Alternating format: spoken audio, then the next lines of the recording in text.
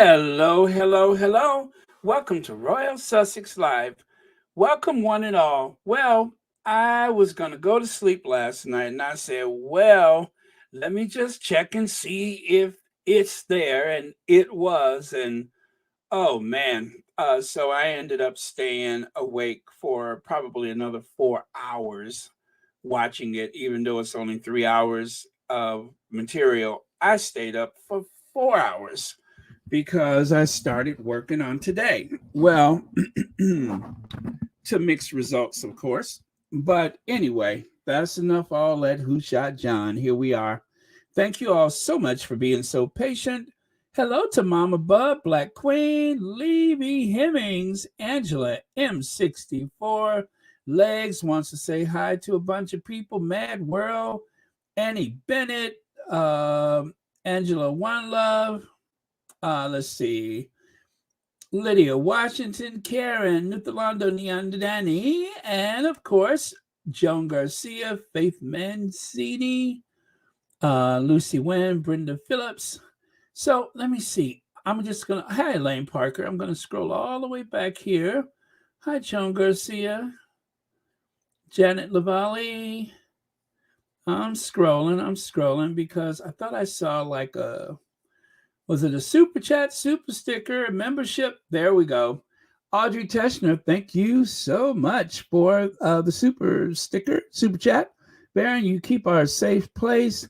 Love you like family. Thank you, Audrey Teschner. Love you like family. And thank you so much for being here.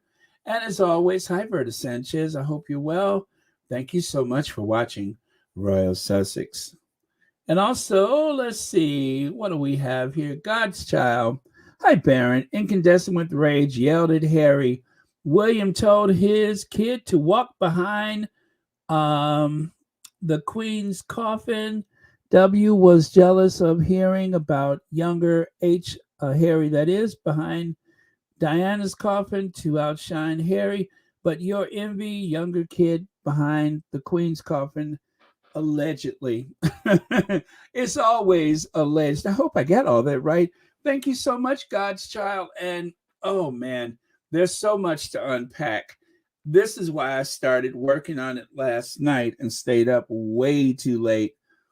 But I didn't want to, force anything. So I said, well, let me just sleep. And when I get to it, I'll get to it. But it's better to have a clear, rested mind instead of trying to, because I could have actually gone on first thing this morning. I said, nope, get some rest. That way your mind will be clear. You won't be stressed and agitated. So that's what I did. Thank you so much, God's Child. And thank you for being a member. And as always, thank you for watching Royal Sussex. And happy Thursday to you. It is a happy Thursday. Hi, Elaine Parker. Thank you for the super sticker. And thank you for watching Royal Sussex and being a member as well. I'm scrolling back. Okay. Got that. Cool. All right. Excellent. All right. I just didn't want to miss any super chats. Very cool. Thank you very much for your patience. Hi, Sunshine. Mad World. I said hi. Amaka. Oh, there we go. Let me see. Ama Chukwa. Hello. Thank you for being here. Veronica J Law. Hi, welcome. Thank you for being here. Okay. All right. So let's get into it, shall we? All right. There it is. So Netflix, just chill. I think one of the squaddies put this together. Now, of course, oh man, there was so much. This second part, or the last 3 episodes compared to the first 3 episodes, it just did not disappoint. It was everything that it needed to be, and the quality of the production was incredible. It kept a good pace, right? The pace was good. The material that they used, the conversation, we could always go back and say, oh, I wish they would have included this or included that. Don't worry, it'll be in the book. Don't forget, there's a book coming out. And I think the book will go more in depth with Harry's childhood. It's not going to be so much about the palace. However, everything that has shaped his life, of course, you can't escape it being part of the palace. So definitely that will be a thing that will be included. But either way, I can't wait for the book. The book is going to be, and of course, I hope that the audio of the book, it probably will be in Harry's words, Harry's voice. So that's going to make it that much more compelling because Harry he has a great voice to do that kind of stuff. So looking forward to that as well. Okay. Let me go on here. So I'm going to start with more of the pleasant stuff first. And well,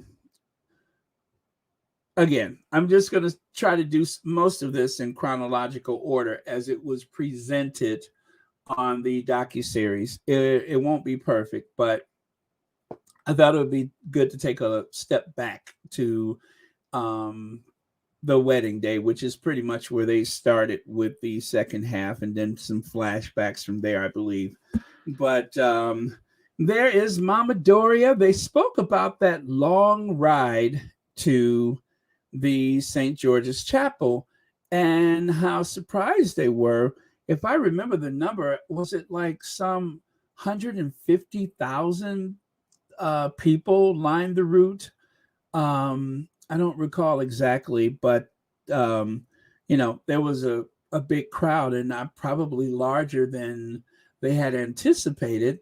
And what a joy that must have been for both mother and daughter to take that ride to St. George Chapel.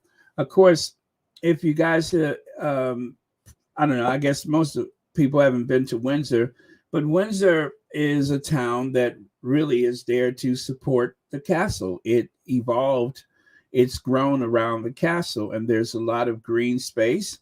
And then there's, the more neighborhood area where it's where people actually live, and you can't really have one without the other.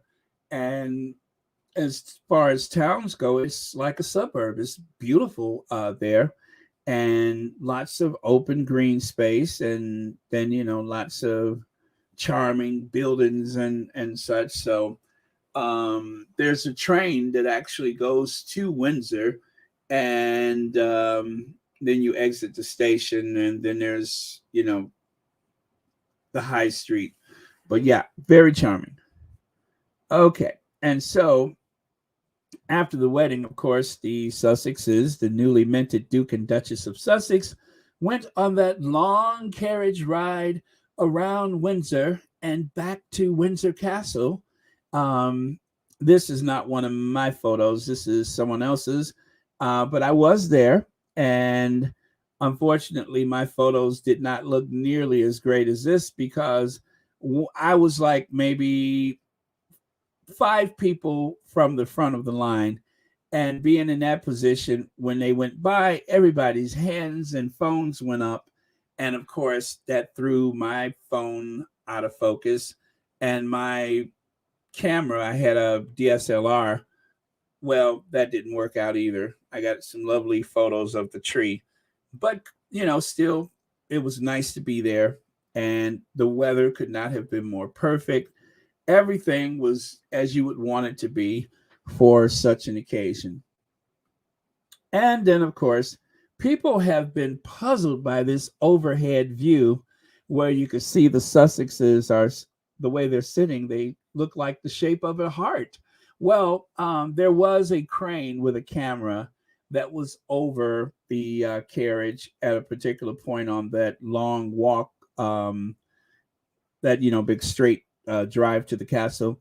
And if you look at the videos, you will see it on television or whatever. But that's how they managed to get that camera angle. So what an amazing day. Bride and groom, all the optimism in the world. And I'm glad they told the story the way that they were able to tell it because, well, as you know, how do I put it? It was so much hope, and it was such a celebration of the um, the contrasting um, nationalities, if you will, only to find out later on that even at that point, there was a lot of jealousy and hostility brewing against them. But still, you hope. And as Meghan said, I was hoping that, well, I trusted them to protect me. That's what she said, is that I trusted them to protect me. And so she did. And well, as we know, that did not quite work out. So, um, yeah. Okay. So let's move on. And then, of course, this very ethereal, beautiful image of the Duchess inside of St. George's Chapel. Now, I've heard quite a lot about the musty smell of the 15th century chapel, and that, they made this big fuss when they were trying to sell, well, when they sold to the public this image of the bridezilla or the fussy bride and such.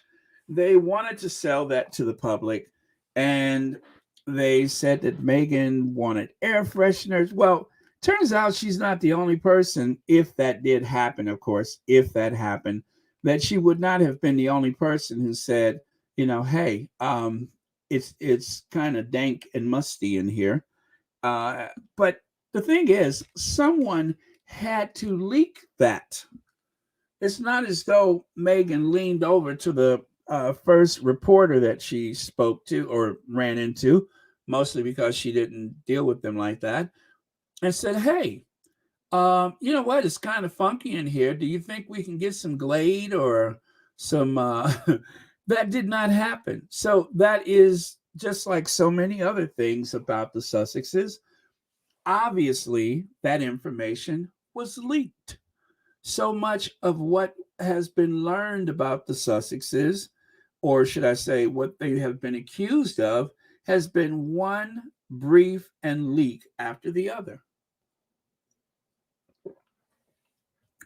Otherwise, there is no logical way that this stuff would come out. And how is it that you keep briefing against them, and all of a sudden, if you watch Royal Sussex yesterday, I spoke about all of the criticisms and such that was directed toward the Cambridges up until the point of the Oceania tour, and probably even before that. All of that stopped. That just ceased to exist, and then it was all Sussex all the time. And I love the way in the series that they show you where that shift began. Okay, and again, just a couple more photos just to put us in chronological order as the Sussexes exits the Chapel of St. George, and then eventually they exit the Windsor Castle to go to the big late night reception. So they had something inside of the Windsor Castle in the Great Hall, and then I think they went over to the, oh gosh, whichever house that is, and they had something else. Now, take a look there. Who can forget this passive aggressive? That outfit that Kate has on, I promise you, I still, and then you know what, I forgot to add it to the slide, but I still have the link, not the link, but the receipt from that particular occasion where it was mentioned that Kate recycled her white coat. They said that coat is white. It is not off-white. It is not yellow. It is white. The only thing that she has on that has a hint of yellow is the hat that she's wearing. But otherwise, that dress that she has on, that coat dress, is white. I have it on good authority that coat is white. She's worn it 3 times and possibly 4, and they said that it's white. And when I say they, I'm talking about the Daily Mail. They were the ones who said that that was very sensible of Kate to wear that same outfit again, and they labeled it as white. So it just goes to show you how the mean girl had already established hostility toward Meghan, um, even on her wedding day. There was no reason in the world why she needed to wear that. When she went to Eugenie's wedding, she wore like a burgundy. So that right there by itself lets you know exactly what she was trying to say to Meghan on that day. And that was just part of many occasions where um, obviously there was bullying taking place. And I'm glad they called it for what it is, bullying, because that's exactly what happened. And I have been saying for the longest that the Sussexes have been driven out of Narnia. They were driven out of the UK. First, they were kicked out of the um, Kensington Palace, or driven out of the Kensington Palace. And then when that wasn't enough, then, okay, that won't do. We need them out of the country. And that's exactly what happened. They would not accept the half in, half out, thank God. And then from that point, out of the country you go, because there was really no safe place for them. There was no place for them within the institution. William briefed against his brother, or allowed briefing against his brother. It's clearly that is what caused this big rift between them. And what's so sad is that Harry said that they had agreed when they were younger that they were not going to allow that to happen. They agreed that they were not going to allow that to happen. And there you have it, Jumpin' Jack Flash. It did happen. So, okay, let me see here. All right. Yeah, so that is exactly what happened. Oh man, I don't have the caption with that. Well, oh, all right, all right. So let me get this. Let me get this. I want to share something else with you. And I found it. Uh-huh. Okay. And then I'm going to take a look at some of your comments before I move on. But just want to grab a couple of things here.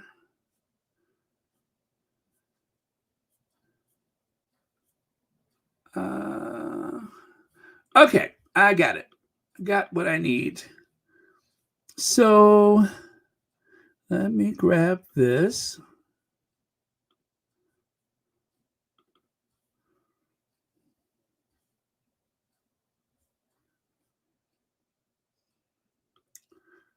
There you have it. So these are the other occasions that Kate, well, that's another occasion where Kate wore that same outfit. Except this time she didn't put the yellow hat on with it to try to make a case that it's not a white coat dress. But yeah, that's the same one that she wore before. And then right here, in op-ed piece for Harper's Bazaar, Scobie wrote on January 20th, the month Meghan and Harry announced they were stepping back from their senior royal family roles, Kensington Palace urgently requested that Prince Harry co-sign a statement against an offensive newspaper report stating that William constantly bullied the Sussexes before their decision to step away. Then he unveiled how Meghan responded, according to a source of his. Let me see. That the source said she emailed an aide and wrote, well, if we're just throwing any statement out there now, then perhaps KP can finally set the record straight about me not making Kate cry. The suggestion was ignored, like many requests made by the couple. Scobie wrote, adding that instead of Meghan that instead Meghan was told the Duchess of Cambridge should never be dragged into idle gossip. Imagine that. The Duchess of Cambridge should never be dragged into idle gossip. So again, they were willing to lie to help other people and would not tell the truth to help us. And then it goes on to say, oh Lord, I got to move that behind the watermark so I can see it. Give me a second here. Oh, that's too small. Oh, well, let me try this. In her Oprah interview, Meghan was finally able to get her side of the story out there. Meghan said the narrative with Kate, which didn't happen, was really difficult and something that I think that made everything change, really. I'm sorry, no, I didn't make Kate cry. Meghan started. No, the reverse happened. And I don't say that to be disparaging to anyone because it was really a hard week of the wedding and she was upset about something, but owned it. But she owned it, Meghan said, and she apologized. And she brought me flowers and a note apologizing. And she did what I would do if I knew that I hurt someone. I let me see to take accountability for it. God, that's small. Um, what was shocking was what was that 6, 7 months after our wedding? The reverse of that would be out in the world. The story suggesting Meghan made Kate cry. I would have never wanted that to come out about her, even, come out about her ever, even though it had happened. So, after the whole thing with, Kate, Meghan made Kate cry. In spite of that, she shows up in a white dress on her wedding day. In spite of that, she shows up in a white dress on her wedding day. And even if it's off white, don't you think that's still too close? Don't you think that is still too close? Yes, the hat kind of confuses things, but even with that mild yellow hue on the hat, why would you show up like that? What would possess you to do that? And unfortunately, I did not find the article for this one, but I promise you, there is an article that goes with these photos on the right that says that Kate recycled a white dress. I'm not making that up. That is something that was in the Daily Fail. So, oh man, when you consider what Meghan must have been up against, it's enough to just give you a headache. Let me see. She was banking on Harry saying no and declaring his love for Kate. Oh man. Oh man. Let's see. Thank God this story was told, and persons known about it, including friends who know more than us. That is so true. There are friends who know way more than we know. Let me see. Oh yeah. Well, you know what? Um, Even if it's mental or psychological, if you will, abuse is abuse. It is. Abuse is abuse. And sometimes words and actions can hurt as much as anything physical that could happen to you, especially if the gaslighting that happens from the institution toward the Sussexes is anything, if there's anything like that going on behind the closed doors, within relationships where people are suffering from the gaslighting. So, where would that end? So, let me get back over here. And of course, as you can see there, I tell you, between the emotional support Camilla and Wadey Katie, they were cutting it close. And as Meghan said, I wore neutral colors so not to conflict with anyone. But yet, even on her wedding day, it doesn't seem like they gave her the same consideration. Even on her wedding day, they did not give her the same consideration. You don't see the queen wearing white. So, um, pretty tacky. And of course, Mama Doria, Doria, chic and elegant. I believe, is that Valentino that Doria wore that day? But anyway, Doria looked absolutely magnificent, regal, um, just perfection, personified perfection. Doria was that day in every way. Now, of course, Meghan spoke about the rail trip with the Queen, that they spent the night on the train. As you can see, Meghan had the Queen in fits of laughter. However, it wasn't until long after the fact, when everything went south, that I noticed lurking in the background another one of those dodgy individuals who I suspect, although I have no proof, who I suspect may have made life quite difficult for the Duchess. Um, that remains to be seen. She hasn't been cited or mentioned, Samantha the Panther, Samantha Cohen. So I don't know. She's just someone that I keep an eye on. And well, anyway, she, much like Jason Knopf, very ambitious person who always finds herself in the center of very powerful people. And I believe she went to work for a bank, which is the opposite of Jason, who started at a bank and went to the institution.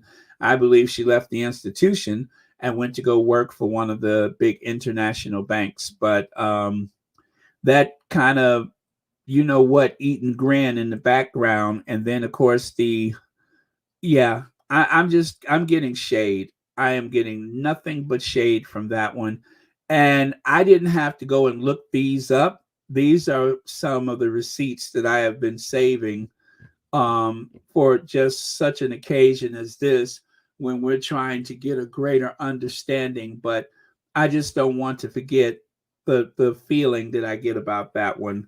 And of course, she received one of those honors from the Queen for whatever reason. But yeah, I mean, this is someone who I don't even think she's British born, and somehow she found herself working, with the Queen of England, with the Queen of the United Kingdom. Make that make sense. How did she get that close? I don't know. I guess she must be talented. Maybe there aren't any able-bodied, talented people close enough to the institution, so they have to send out for them. But if you ask me, having access to power like that, having that on your resume, who knows what a person would do to get that close. But enough is enough. Anyway, Meghan, who I think that is a Valentino, right? Meghan spoke. Oh, wait. Oscar de la Renta, right? And then Valentino for Meghan. Now, one of the things I remember from this occasion is they made a big deal out of Meghan not wearing a hat. Now, it was said that, oh, yes, that's right. Thank you so much, Naomi Maria. I believe she went to work for Boris Johnson's office, and that's when they were saying Samantha the Panther and what a great asset she would be. Thank you. Thank you. I thought it was a bank, but you're right. It was Bojo. Yes, I recall now. Um, Matter of fact, I'd save that receipt somewhere. I tell you, I have a huge archive of stuff that I keep just in case I need it. And let's see, nothing being left to chance. There was 4 senior staff present.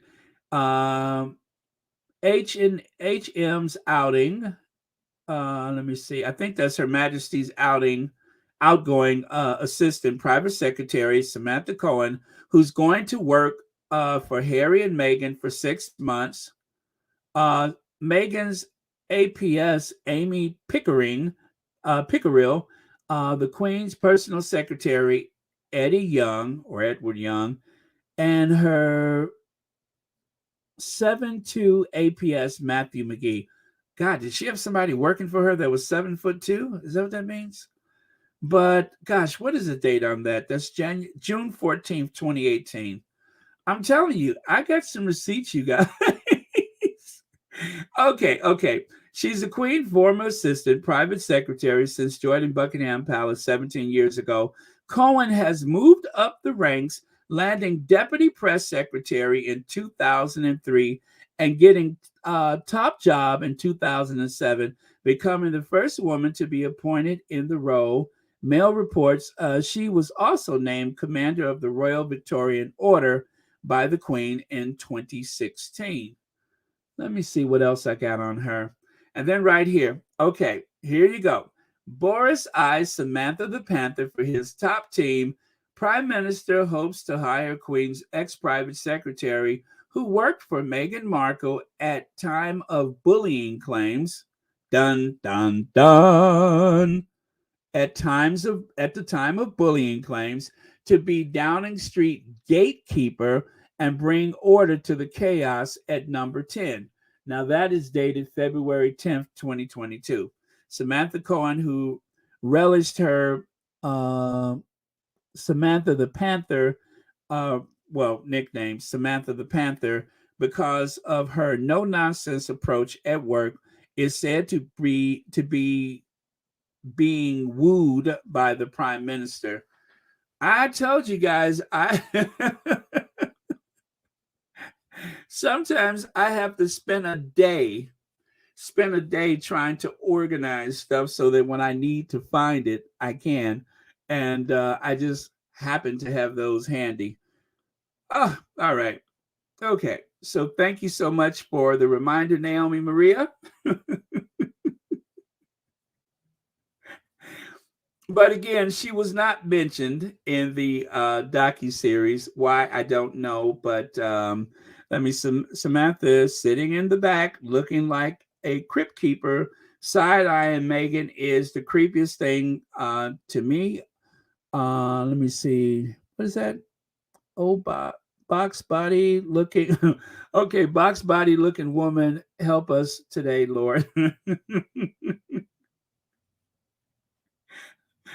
Oh man, I'm telling you, I just, for whatever reason, when I get that feeling, I'm like, that's a receipt. That's a receipt. That's a receipt.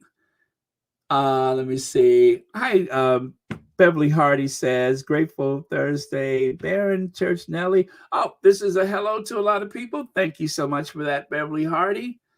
Okay. Okay, let me see if I missed anything here. Let's see. Let me see. Ma Jones says, thank you, Squatties, for calling out the tabloids with receipts and factual events. Thank God he uses people to help loving people like Harry and Meghan, especially Meghan. May God bless you. Thank you so much, Ma Jones. And thank you to all the Squatties that keep receipts. As a matter of fact, as I say so often, if it wasn't for a lot of the receipt keeping that other Squatties have done, there's no way that things would go as efficiently for other content creators. So I'm very grateful for that, especially for a couple of individuals who inbox me every day. I am super grateful for that because it is very, very helpful. So thank you, and more thank yous. Let me see. Oh, Karen says Simon Case, the stupid flyby flight by the Cambridges. He now works for Prime Minister, and previously Boris seems a revolving door between royal family and government. Oh yeah, and that's the way it is. I mean, you go from bank to the Prime Minister's cabinet or whatever. But there's a lot of, just like yesterday we talked about Camilla Parker Bowles, Queen Camilla, Queen Consort, emotional support Camilla, nephew getting a job or having his position on the board of YouGov.com. And the YouGov, of course, are the ones that does the polls that use a very shallow pool of the population, usually older Brexiteers. And those are the ones that say, oh, no, I don't really like Harry and Meghan, especially, I don't like, So, yeah. And you would think that would be a conflict of interest, but no, a carefully placed individual, allegedly, just to make sure that you always get the results that are desired. So, okay, moving on. So then, of course, Meghan mentioned, and let me just say, I thought that was very sweet when Meghan said that the Queen shared a blanket with her and everything. And I do believe that they had a very good relationship. However, we'll talk about that later. There was the Sandringham Summit. So that did happen. Grenfell, the Grenfell Tower. They say 72 people died. Some people say there may have been more, but they are sticking with the number 72. In case you're not familiar, it was council housing, right? In the neighborhood of Kensington. And the council housing was so unappealing for the people in the neighborhood who lived in these very posh homes. So they actually put a fire, well, it's not fireproof, but they put a cladding on the building to make it look more modern and attractive. However, the cladding was highly flammable. And it all started when someone whose refrigerator was close to the window on one of the lower floors. Said refrigerator caught on fire. He managed to escape, but the entire structure was engulfed in flames. And people who were hesitant to leave the building, or eventually there was so much smoke they couldn't see their way out. I mean, there were survivors who said they actually stepped on people. So it was horrendous. And it was one of the worst fires in terms of loss of life that they've had in London for quite some time. And well, anyway, when Meghan heard about it, she wanted to help. So she went over to where they had this hub kitchen to talk to the ladies, work with the ladies to try to be helpful. I mean, it was just one of those things that stayed in your memory, and you just could not think about it. So when she found out that they couldn't afford to keep this kitchen open, I mean, they were getting vouchers to eat fast food every day, to eat takeaway, if you will. Not very healthy, not necessarily food that is customary to your diet. And plus, it's very expensive to the taxpayers. So one of the ladies had actually gone to, I think it was to a mosque, and asked, may I use your kitchen? And so they were using the kitchen a couple of times a week. Now, other members of the family, including the Queen, including the Cambridges, made a visit to this kitchen to, talk to people and look at people and, take a picture, a little smile, a little wave. But they didn't bring any food. They didn't bring any supplies. And least of all, they didn't bring any ideas. And so when Meghan heard about, this, she said, well, what can I do? And they said, we need funding. And so Meghan made the proposal to write a cookbook. She said, I'll write the foreword of the book, but it's going to be your recipes. And I love the way that the lady said that Meghan greeted all these women with the 3 kisses on the cheeks, and that she went from one person to another. And then on goes the apron, and she washed, what was it, potatoes or whatever? No, she washed rice. They had her rinse off the rice. And she just rolled up her sleeves and went to work. And the lady said, well, All right. Because she realized that Meghan wasn't just there for show. Her first visit, there were no cameras. Nobody knew she was there. She had come and gone, and the press knew nothing about it. And so these photos, of course, those happened later on. But the book was a huge success. It knocked the number one bestseller off the top of the bestsellers list. I forget which book it was, but Together Our Community Cookbook kicked butt in the publishing world. And most squatties, I think, has a copy. I have mine. I know Sherry and Sade has a copy. So yeah, most of us squatties, we have the book. And I'm going to be honest with you. I went through the book one time and never went back to it again. And I keep saying, I got to make that rice. I have to make that rice, the one with the green. But mostly I wanted the book as a collector's item. And I wanted the book because it's associated with the Duchess of Sussex. So that's why I have the book. And anyway, I really owe it to myself to at least try one of those recipes. It's stuff that I eat anyway. And so this was bittersweet for me. Now, this particular day, I still remember when this happened. When Meghan, Harry, Mama Doria, Doria shows up looking just as chic and elegant. I mean, just amazing to see them step out of this Range Rover and into this group of people on the grounds of Kensington Palace for a cookout. They were having a cookout under a tent, and Harry is just beaming with pride. And of course, Doria is just so full of pride. And I'm just like, wow, what this is going to do for the institution, how nice this looks. But also at the same time, I felt a bit nervous. And you guys know why I was feeling nervous, because things were already going south as far as press coverage was concerned. And I'm like, oh boy, I think this is really nice that Doria is there. But I wonder what the institution is going to think about that. So it was a mixture of joy and happiness seeing, um, the Harry, Meghan, and Doria there.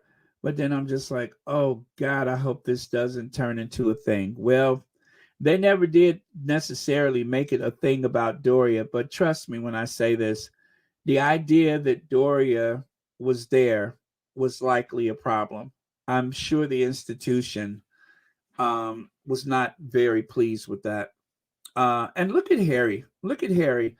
If everybody's husband looked at their wives the way Harry is looking with pride, I mean, just this guy is beside himself with joy and satisfaction that his wife comes into this institution and she aces one thing after the other.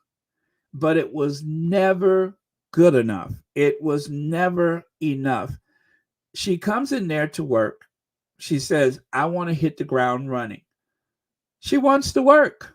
This is a woman who's worked her entire adult life, a high achiever, if you will, a double major in college, right? Calligrapher, ice cream shop, days of our life. No, I'm sorry, General Hospital, hot girl number two, whatever. She's worked. She always works. And as she said in the first three videos, I've always had another hustle. I've always had something else. The TIG, right? A clothing line in Canada. So, well, she worked with a clothing line for a retailer in Canada. There's always been something else. And then she comes over to the UK. She's the new kid on the block and manages to put this incredible event together. And as a result of that, the press went into hyper critical overdrive, trying to pick every little thing apart that they could. So, on the one hand, there's this celebration because they have all these photos and they have all these opportunities to get clicks and everything. But on the other hand, oh, yeah, but we have to make sure we throw some poison in there with it. We have to make sure that we are as toxic in ever so sly a way as possible. We have to be as toxic as we can be. So, one of the fun things that happened that day for me, aside from the fact that Meghan gave this lovely speech with no cue cards, just off the cuff, which wowed everyone. The other thing that I really enjoyed about that day was Harry pinching a few of those samosas. If you haven't had those, they're like potatoes with they're seasoned potatoes with peas, and I don't think they put meat with those, but they're potatoes and they're fried in dough or batter. No, they're fried in bread dough. Yeah, they're breaded and they deep fry them, and they're so good. And especially if you have some of that sweet, tangy dipping sauce. Oh my God, they're so good. And Harry was just in heaven when he saw those things. And of course, he's there to work. So, well, not really to work, but just to be a part of this event. And I guess he wanted to make sure, I guess he wanted to make sure that he would have some of those for later. So he grabbed a few and rolled them up in the napkins and didn't realize that the camera was following him. And that's when you see him give that very cheeky smile when he looks and he's like, oh, the camera. So he was discovered. But if you can find that video, it's actually very funny. And it's just such a shame because it's the whole thing, as Harry stressed and over again, is that as far as the Commonwealth is concerned, this was a huge missed opportunity driving Meghan out of the country like that. A huge missed opportunity. Meghan phone call to Hub Kitchen uh, in West London, praise incredible work. Well, that headline is from after they left, even though the photo is from while they were still there. But that phone call that came along after they left. But she called them after they left the UK to celebrate, I think, the anniversary of the cookbook. But um, but there she is working, gloves on, sleeves rolled up, working in the kitchen with everyone else, which is the same thing that happened when she went to Uvalde, Texas. Those women didn't even know who she was. They just introduced her as Meghan. And one of the ladies I recall, she said, I thought she was one of my neighbors. So there you go. And I love these photos. And so even though I don't think they used any of these photos yesterday, well, on the series, I just kind of pulled out what I had to share with you guys because I just felt like it. So let me see. And there she is with the group. And here, I mean, just one of the ladies working who that just happens to be one of the most famous people in the world today. But there she is just working, helping out in the kitchen. The book was never about her. It was about the ladies at the Hub Kitchen and about the recipes. Meghan wrote the foreword of the book, but she didn't want to be featured in the book. She wanted to feature the Hub Kitchen. So there you go. Just sharing a few of those photos.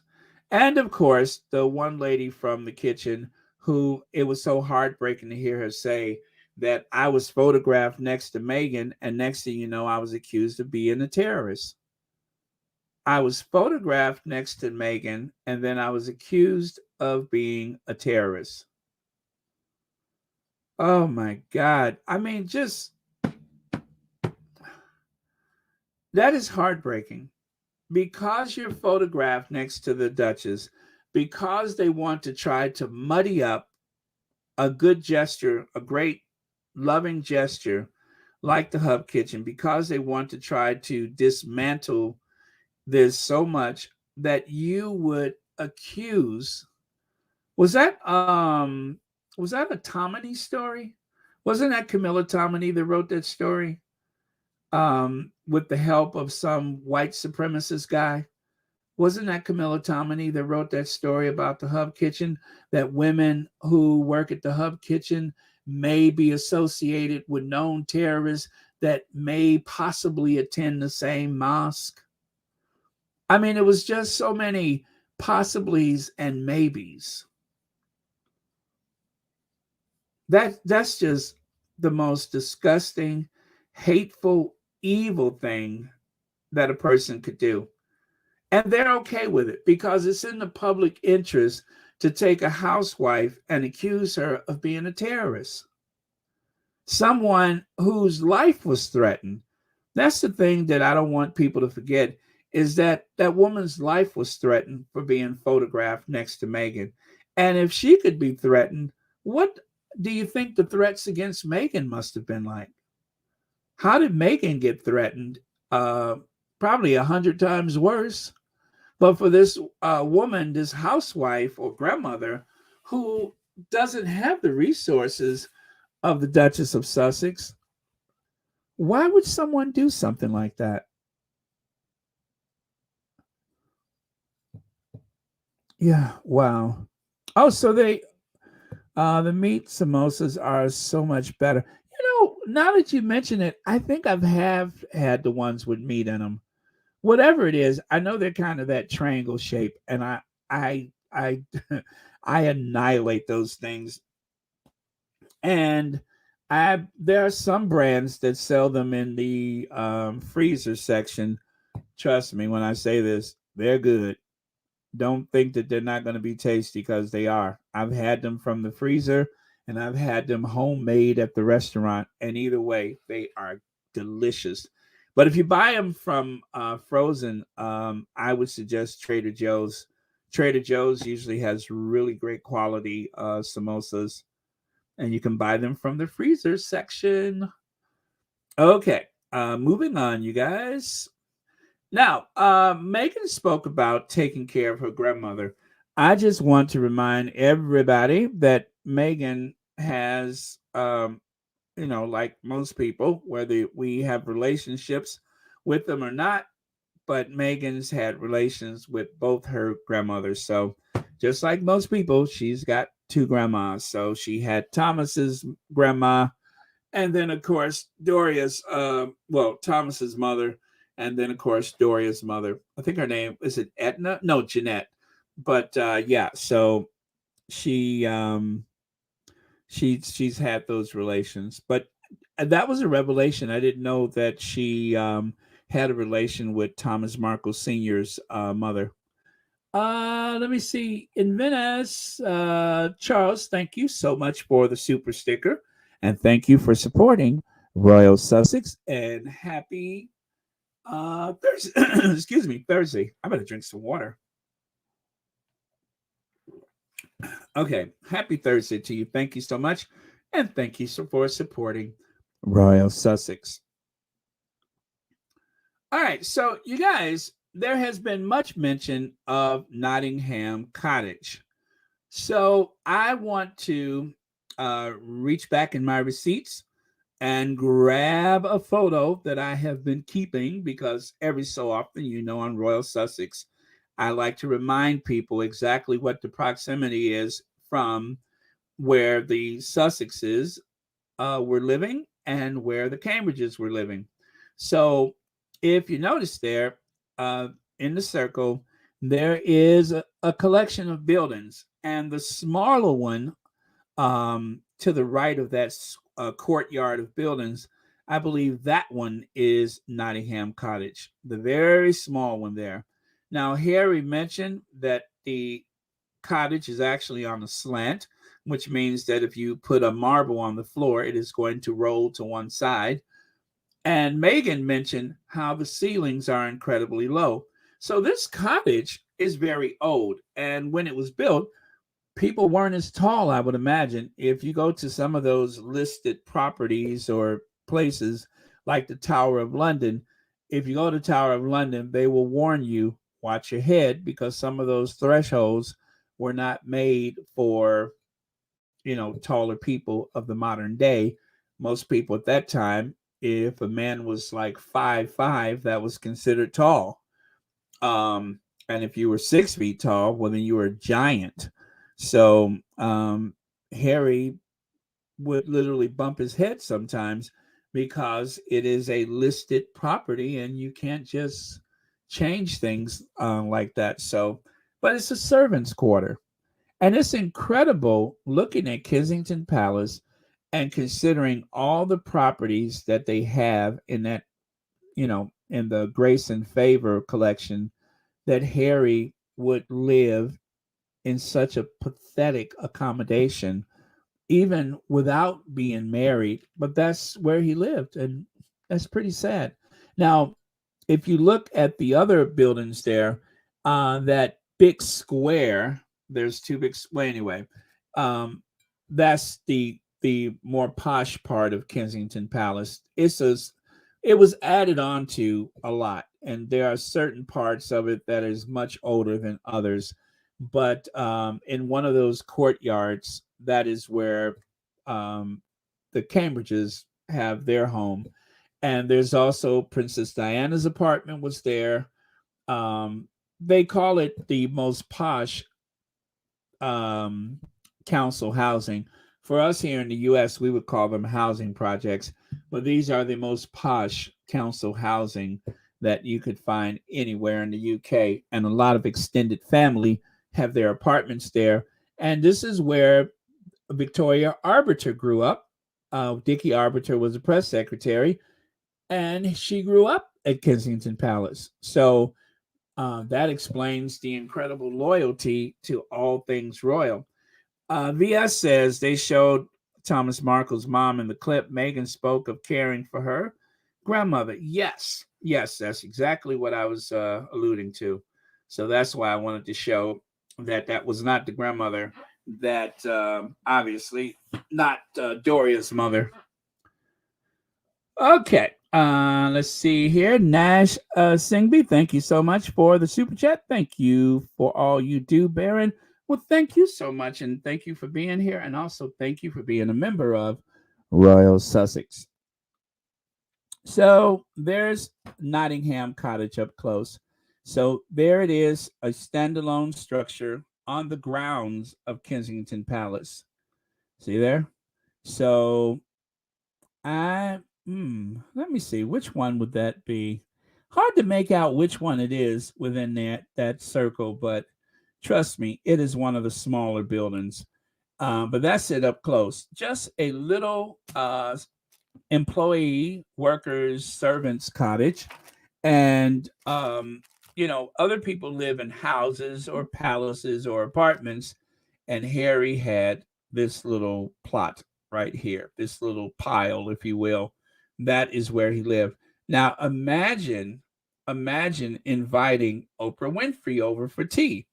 Oprah did make a visit, and she was shocked because when you go to Kensington Palace, you imagine that you are going to enter that part of the building on the right, or those buildings on the right, only to be driven to like the back lot of a Hollywood production studio to this little place right here.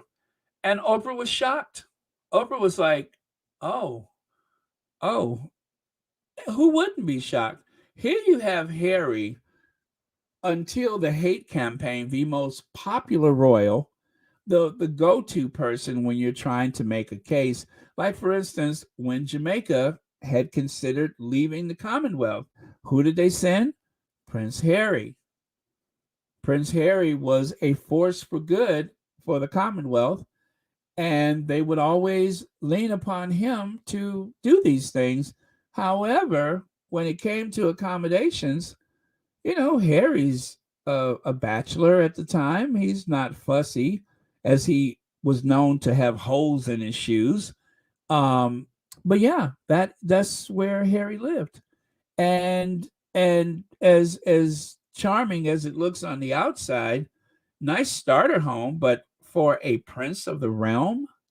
For a prince of the realm? Really? And you know what happened to Princess Diana's apartment? They used it as offices. Nobody lives there now. They gutted the place and they use it for offices. I don't think Harry would have wanted to live in those apartments, in that apartment, but the biggest apartment was Margaret's apartment, and that's where the Cambridges live. And I think Diana's may have been the second largest, maybe, or maybe not even that. So there you have it. Grace and favor. This is a grace and favor property. Kind of sad, though. It is very, very, very sad. Um, oh, I'm sorry. I didn't mean to click on that. Uh, it's redundant that the royal family is spewing out all this maggot hate upon their own people in their own country. Now you want to call them terrorists. These people are sick. Yeah, they are sick. They that oh my god, that really really upsets me. Let me see. I'm surprised they were given that small and weren't given Frogmore Cottage to begin with. Yeah, Frogmore Cottage was as a result of the problems that were going on at Kensington Palace. But what is it, Croquet Queen? The when um Amber Hall, which was supposed to be the primary residence for the Cambridges for years, when they moved into Amber Hall, it was only because they kicked out the family that were living there.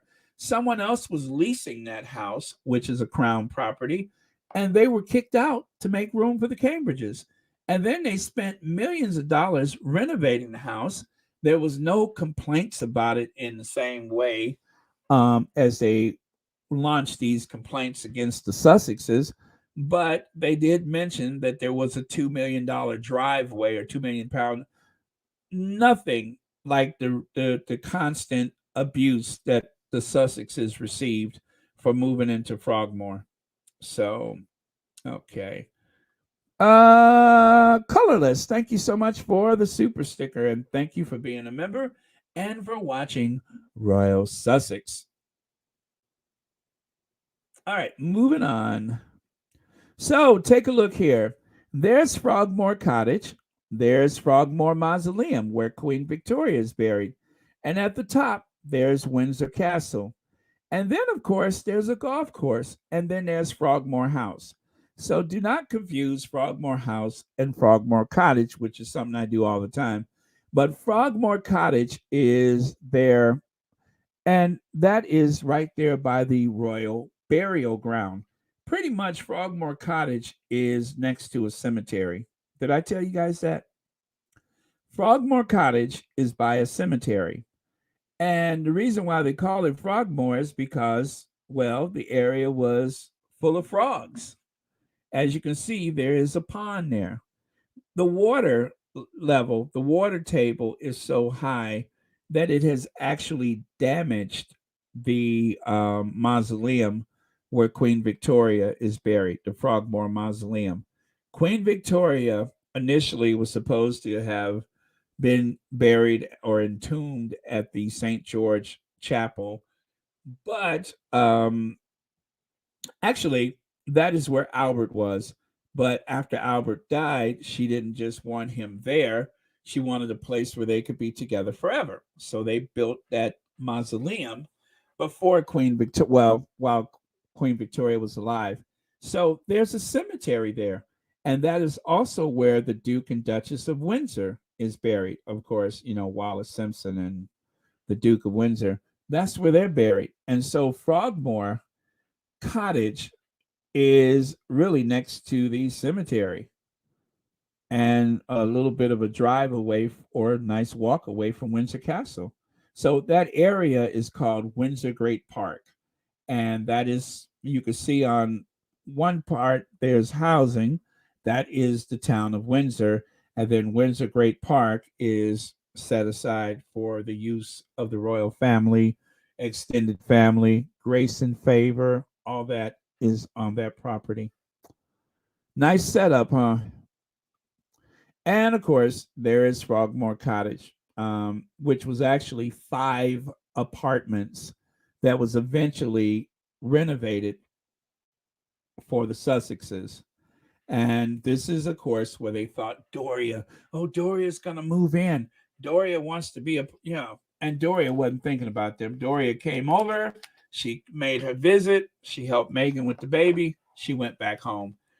Doria was not interested in living in the UK.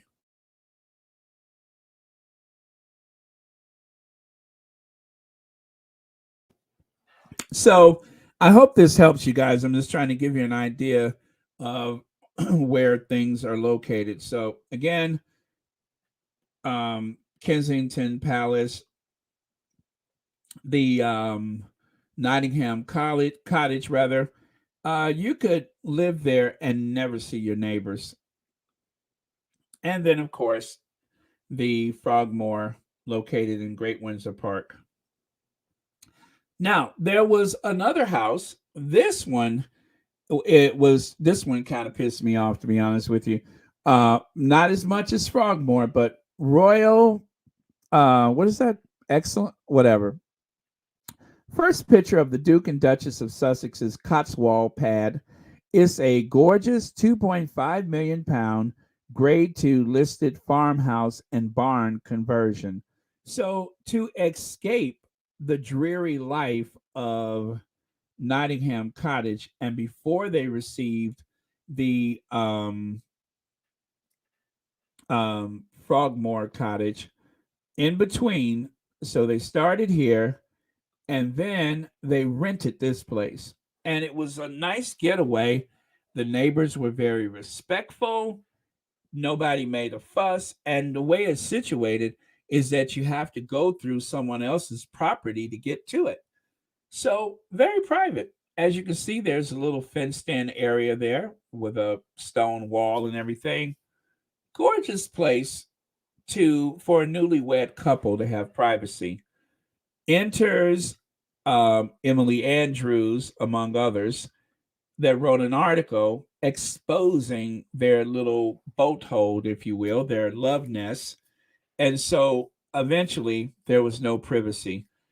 Drones, people printed the floor plan, real estate photos or whatever appeared on the internet. And so that little piece of privacy they had was almost quickly taken away from them no sooner than they moved in. 4 bedrooms, 2 kitchens, outdoor dining area, and a staff cottage, a 2.5 million pound Cotswold boat hold. Harry and Meghan are renting for 2 years. Well, it was private.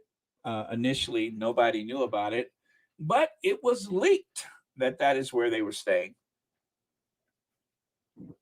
So you could imagine that being in an atmosphere like this, that you don't really have privacy. So being in the countryside, again, I've been to Cotswold, beautiful community, lots of yellow stone or honey colored stone buildings, which is the material, the local material, that bath stone, as they call it. Great, excuse me. It's a great place to relax, enjoy the countryside. There's a lot of beautiful little quaint town stores and such.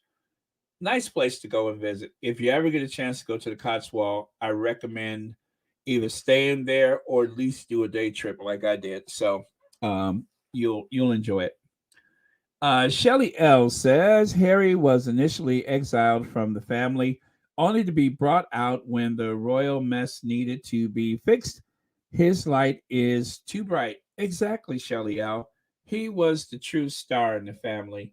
Yeah, everybody deferred to the Queen for obvious reasons, but Harry really carried that family, and that, of course, was at a time when William was not interested in working at all, which is exactly what we talked about yesterday on Royal Sussex, the whole Duchess Doolittle and work shy Will. Harry did the heavy lifting for the institution. He was incredibly popular. Let's see. Megan said it best. Harry would have been attached. I'm sorry, attracted to her if he were not already on his path. Although she didn't say it, we knew his path out. Exactly, Miss VS. She let us know that I didn't take him. He was ready to go. It's easy to blame the woman. They always blame the woman, but that is the path that he was looking or eyeing, which is why he said that I'm glad I'm in California. This is where my mother eventually would have ended up in all likelihood, was in California. In California, that is, you would think that there's more paparazzi, but no, literally, it's not. It's just not. They're used to people with money and privilege. They're used to that. That doesn't phase a lot of people, especially in certain communities where that's pretty much all you have. It is the Golden State. It is a place of prosperity, and it's a very laid back lifestyle. So they're not as vicious as a lot of people. Like, at the time when they moved, people are like, "Well, why would you move to California? Why would you move to LA?" That is a sprawling area with a huge population of people, and you can blend in or stand out. That's your choice. Anyway, thank you so much for your comment, VS. Let me continue. So, this right here was rather jarring.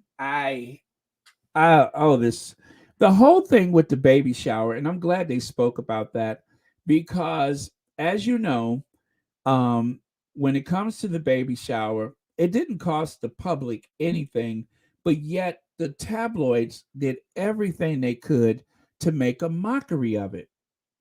I hated that. That was that again, absolutely vicious behavior toward a pregnant woman. And how many times have I said the most vulnerable time for a woman is during a pregnancy? When I heard Megan say that, I almost screamed. I'm like, I say that all the time. And it, I mean, obviously, everyone knows that, but still, when I heard Megan say that, I'm like, I say that all the time. How vulnerable she must have been in that moment. And yet, the continued attacks. I literally said that yesterday when I shared which photo? Uh, this photo. I literally said that yesterday at a time when a woman is most vulnerable during a pregnancy, and look at how ambitious and how grossly hyped up this crowd of photographers and stuff. And of course, there is that mysterious person who heckled Meghan. Back off, I think is what the security guard had told her. Meghan Markle Minder steps in after heckler brands her a charlatan princess outside of New York hotel where she's throwing baby shower. So I do recall that on the Sussex Squad podcast, this was a very upsetting moment for Tina, and I just remember that and listening to Tina and seeing the photos. It was more than I think a lot of us could take. And if you guys were on the podcast that day, you know exactly that moment that I was speaking of. But you know, poor Tina. That was a very upsetting podcast they had that day, and it's like I can still, in my mind's eye, or in my memory, it's like I won't forget that day. But it was upsetting. This was jarring to look at. This was jarring to witness. A member of the Duchess security detail spoke to a mystery woman after an insult was hurled at her, at the pregnant royal, as she left a swanky Manhattan eatery following a meal with friends, including tennis legend Serena Williams and stylist Jessica Mulroney. Oh, God. All right. So, anyway, that's what I have to say about that. I'm glad they talked about it. They didn't make any mention of the heckler, but at least I don't think so. I don't think they mentioned the heckler, but very upsetting. Royal biographer Penny Junor believes it's a mistake, especially after Harry and Meghan spent 2.4 million of taxpayers' money on renovating Frogmore Cottage.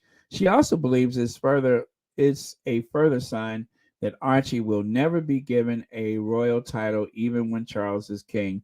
Well, they were started beating that drum early on. You could see there, June 1st, 2019. They had already started beating that drum about the Archie will not have a title. They were othering an infant. They were othering an infant, obsessed with othering an infant. Two of the Sussex's children that they have gone to war against children. The media and perhaps the palace has gone to war against children.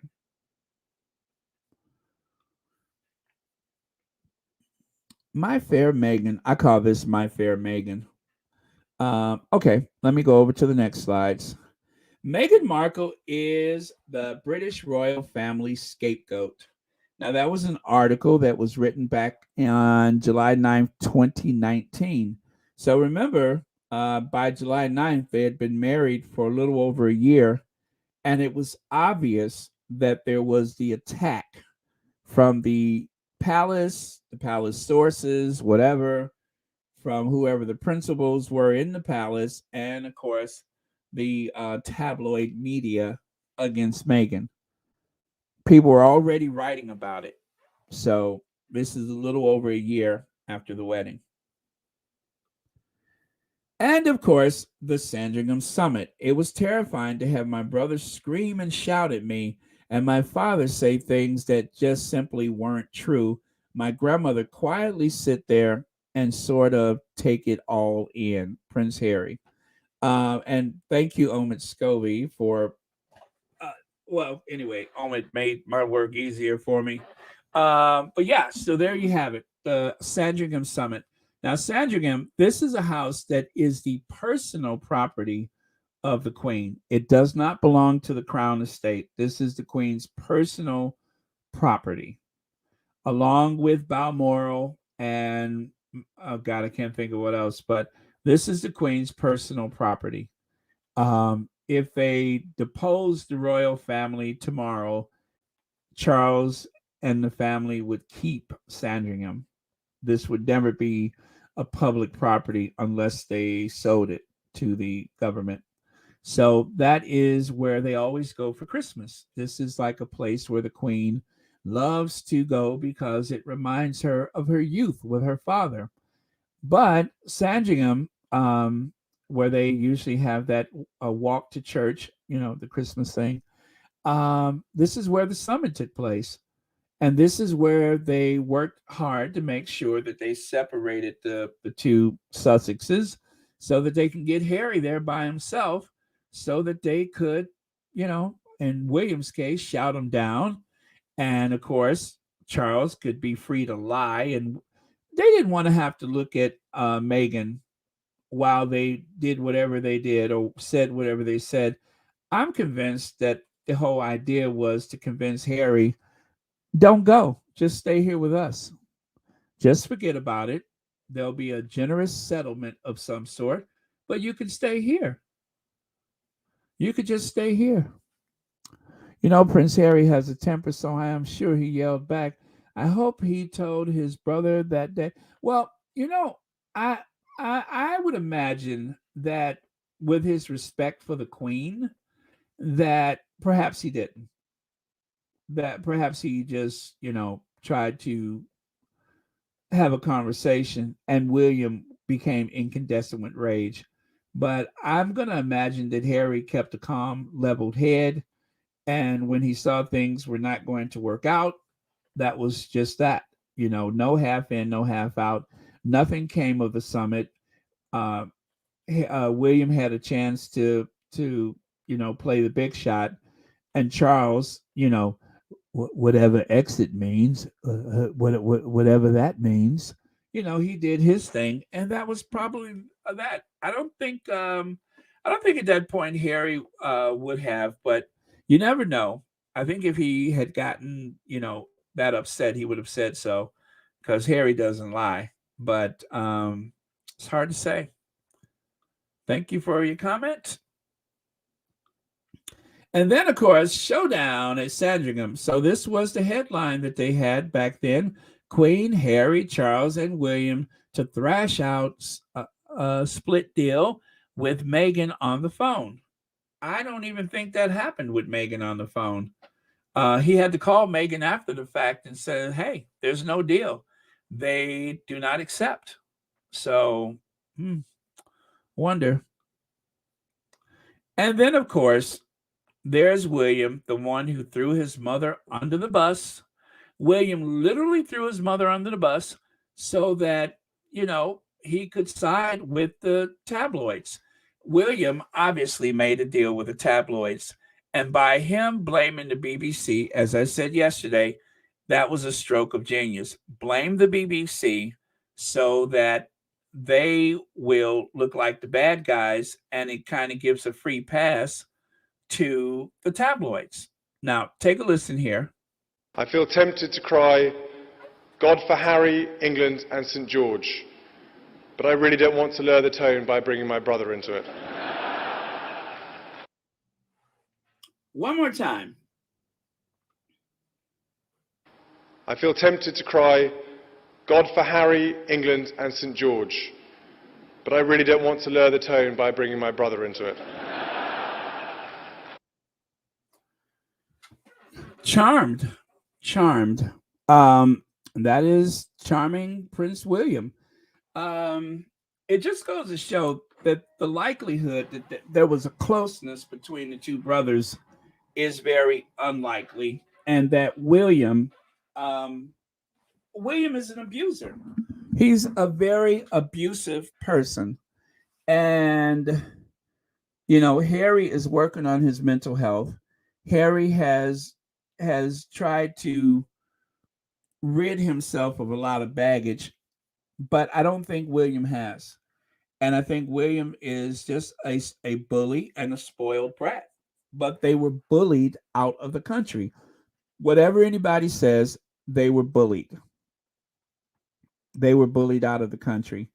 And Harry just said it the way it was. Harry told the truth as he understood it, as he lived it, as he experienced it. They were bullied out of the country. I mean, it says so right there. It says so right there that they were that in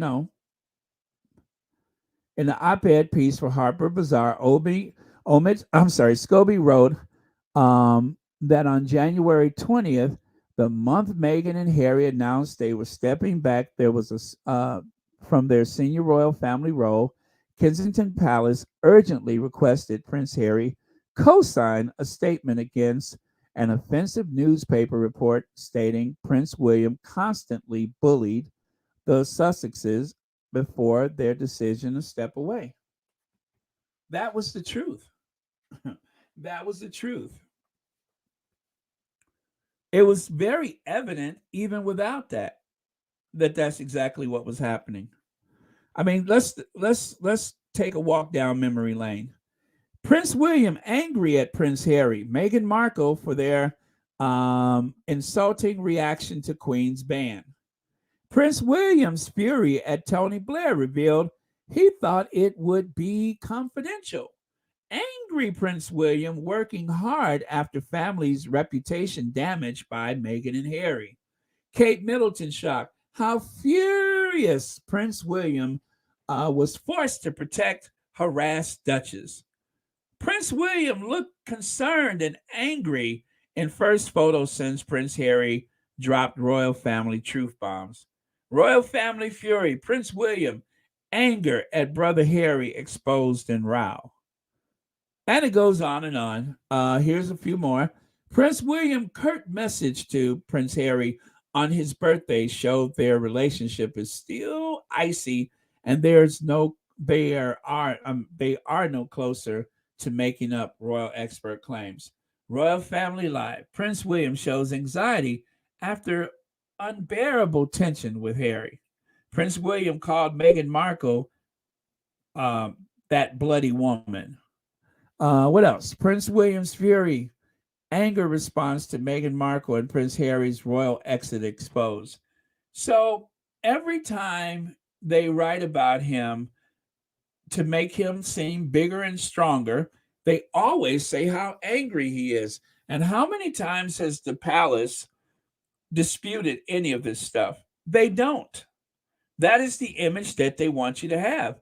But I started to believe that that's who we were dealing with, a very angry person, a bully. Okay, now you guys, how many times have I said that William was the senior royal at Kensington Palace?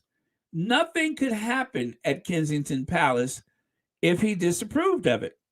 That was his domain. Kensington Palace is William's kingdom. And the staff at Kensington Palace, I don't care who you work for at the palace, the last person that you, or should I say, the one person that everybody is accountable to is the senior royal on the property.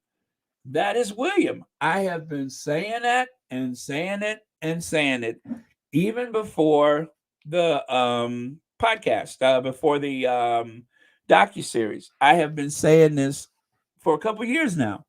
William is the senior most royal at Kensington Palace. Everybody essentially works for him. I don't care if they say you work for the Sussexes or not. If William wants, William gets. If William asks, people answer. You don't have a choice. You don't work for the Sussexes.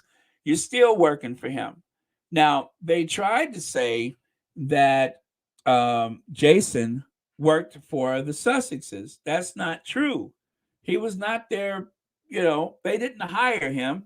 He was pushed on them. If they had their choice, they would have brought in their own people. But they didn't have a choice. They got who the palace gave them. And that's that. They could interview someone for a role if they wanted to, but essentially, William's the boss. William is the last word. I've been saying this constantly for 2 years. William is the last word. Nothing, you could not refuse him. If you're on that property, if you're working, if you're drawing your money from the sovereign grant or through Charles or whatever, William is the senior royal at Kensington Palace. Period. Full stop. That's it. There is no democracy where that's concerned.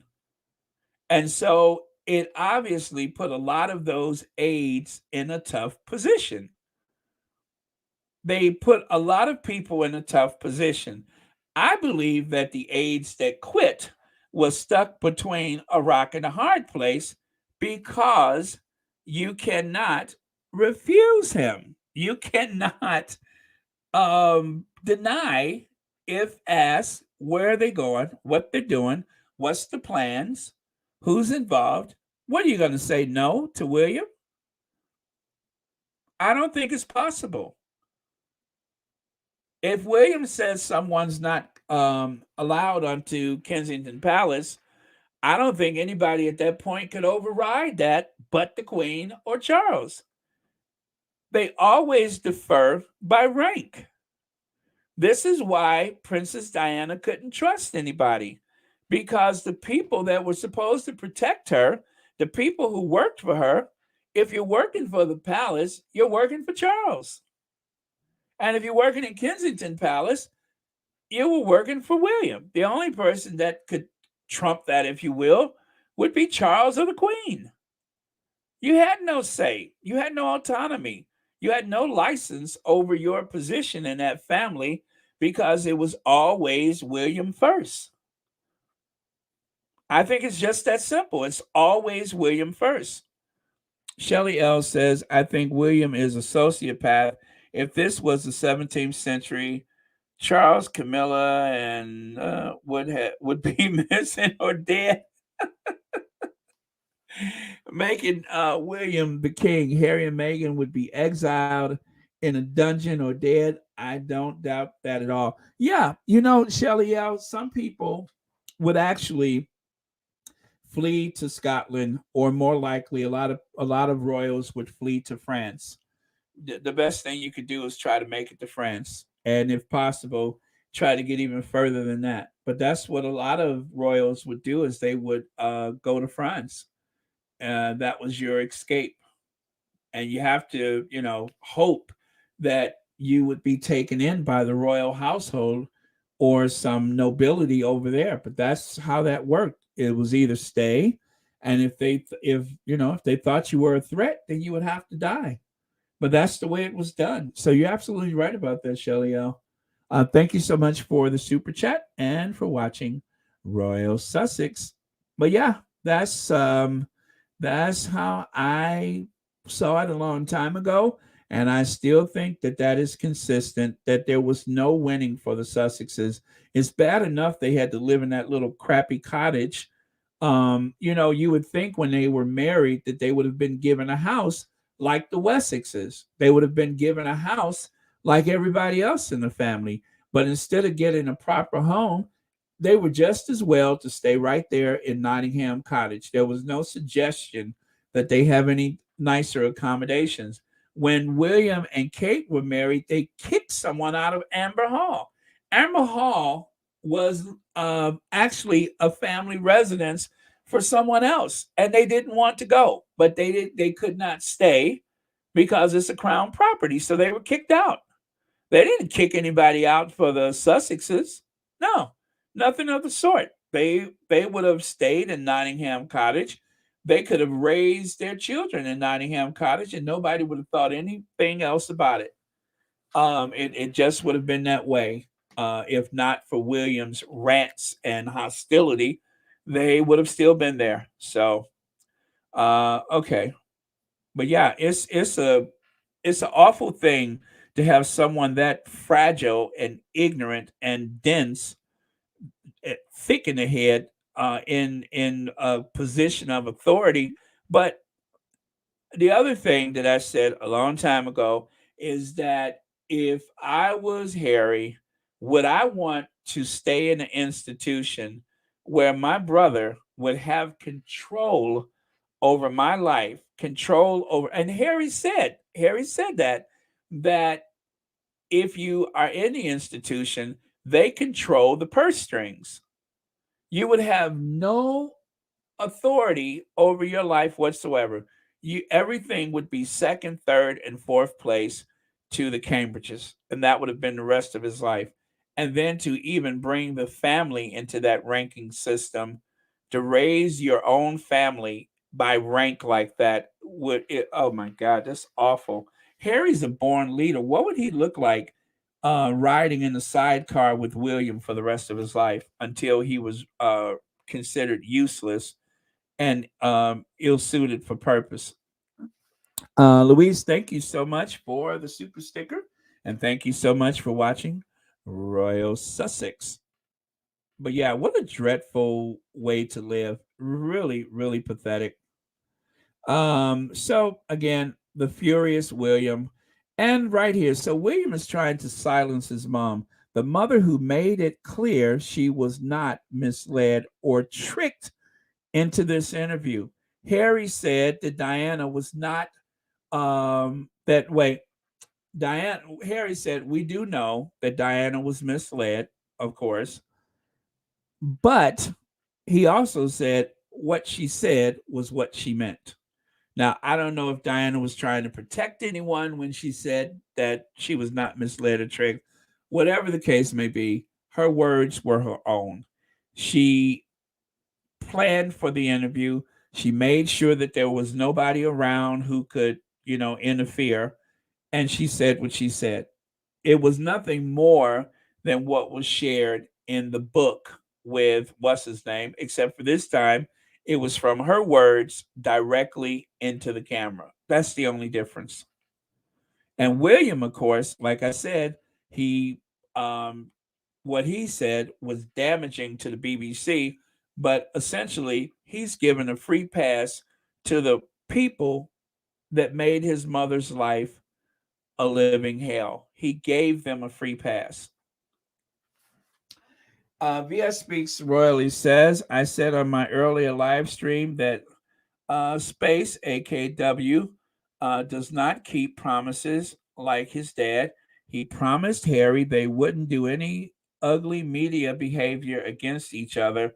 Space is pathetic and fragile. Yeah, uh, that was and VS. Remember, they were not going to allow the press to have access to their children like they did Harry and William. Remember that? That was another promise that the Cambridges had made, William made, is that they wouldn't have access to his children. Now they're everywhere. He's, as stated by Harry, they promised they weren't going to brief against each other in the press. Another promise unkept. Oh, man. So, Omer Scobie shared this. I believe my wife suffered a miscarriage because of what the male did. Bear in mind the stress that caused the lack of sleep, how many weeks in she was. I can't I can say from what I saw that miscarriage was created by what they were trying to do to her. Um Again, I'm not the only person. Several squatties have said it. Um, of course, we've been hearing this for a while. Um, Amongst the squad, we know who's responsible. And what was it the other day? I said that photo that they took when they left that office building, which was possibly a medical office inside. They said there was a medical office inside. I believe it had to do with this. I believe it had to do with the miscarriage. Now, they never stated why they were there, of course. I don't share that photo. And of course, in the photo, Harry looked absolutely devastated. Meghan tried to put on a pleasant, air because of the people that were around, but Harry, if you recall, Harry was standing like off center, off to one side, like a soldier to protect her just in case. But it was a gross invasion of their privacy during one of the most awful moments that they had as a couple, losing a child. And I'm just sure that that's what that was about. And it was like awful to have the some. And we don't know if it was a tabloid. It could have been someone with their phone just snapped pictures and sold them. But whatever it was, how awful was that? And I feel in my heart, I'm almost certain that that's what that was about. And even at the time when the photos came out, I had no intentions on sharing the photos. Actually, I don't even think I had a channel at that time. But I had I just I didn't. I didn't. I was always glad to see the Sussexes, but the pain behind that photo had to have been unbearable. So, and it just goes to show that when you're seeing public people like that, there's a real story behind whatever situation they're in. There's real people, even if they want to dehumanize people as much as they have with the Sussexes. That does not mean that there's not, some very real things going on, and it's playing out, with the public watching.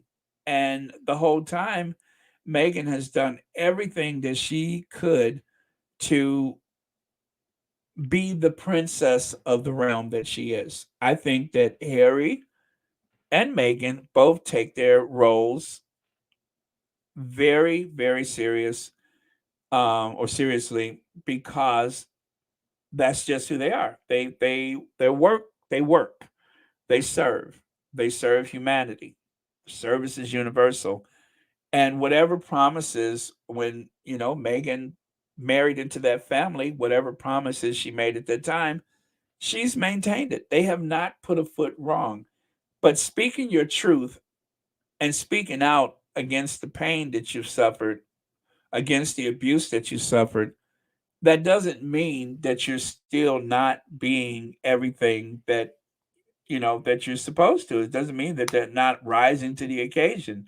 And just like when Meghan was doing the curtsy thing, Harry, as he said, there's times when I should have been a husband, that I was still being loyal to the family, that I was still being loyal to the crown when I should have been a husband.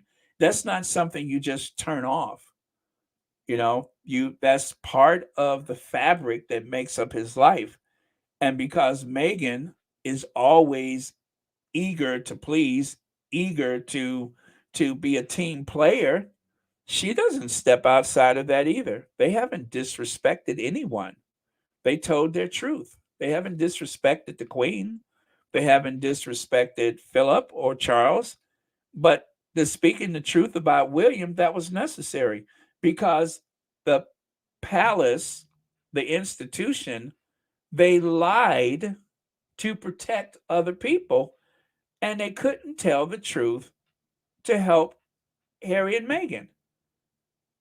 And so if that happens, team player or not, you got to speak out. You got to speak out. You can't hold that in. Holding it in means losing a child.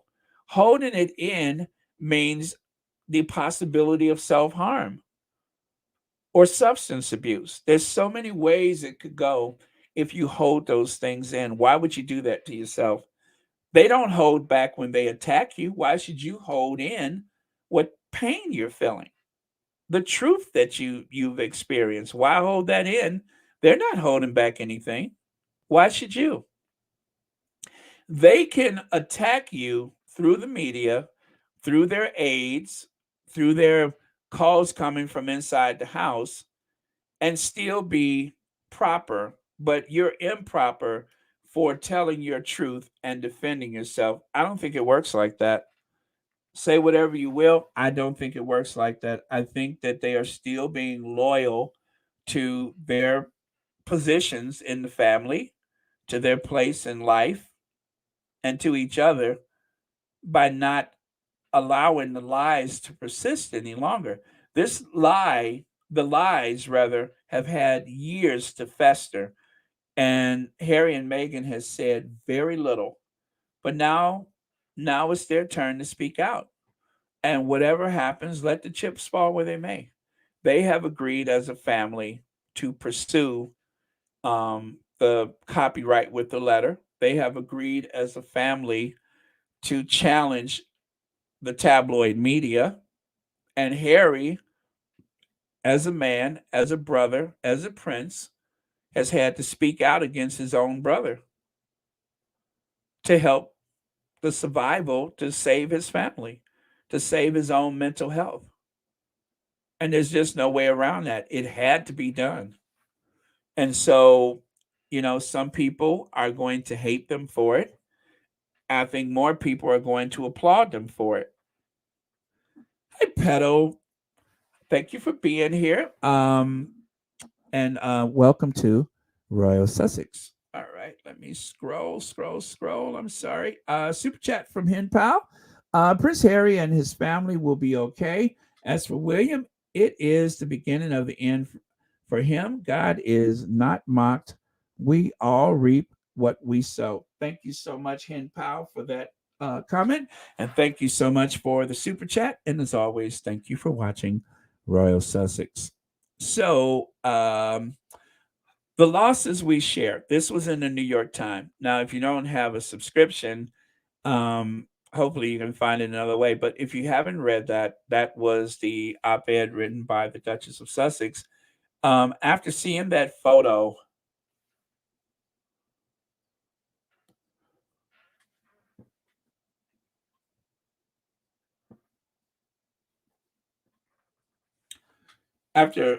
seeing that photo of them leaving that office, it took months before we found out about this. And, Meghan didn't want to overshadow anything as per usual. And so she shared it when she thought the time was right. And, so that was the op ed that she wrote about the miscarriage. Uh, Hello, Ivy here. Hey, Ivy, thank you so much for being here. Let me see here. Okay, so thank you, Duchess of Success. Meghan pulled H out the ghetto. Meghan's old house was glam. As a matter of fact, I am going to share that very soon. Thank you so much for being here, and thank you for watching Royal Sussex. All right. Okay. So moving on here, let's go there. Jason Knopf, Williams' former head of communication, and current Earthshot board member, claims he was asked to provide evidence by the Duchess of Sussex in the Mail's legal case. Meghan's legal team quite rightly pointed out that he was not asked anything of the sort. What an effing weasel. In response to the allegations that Mr. Knopf submitted a voluntary witness statement in connection with the Daily Mail litigation with the consent of Prince William's office and uh, a representative for Mr. Knopf sent the following statement. These claims are entirely false. Mr. Knopf was asked to provide evidence by both the Duchess of Sussex and Associated Newspaper. He was advised by counsel that evidence in his possession could be relevant, and he then provided this directly to the court, staying neutral in the process. And okay.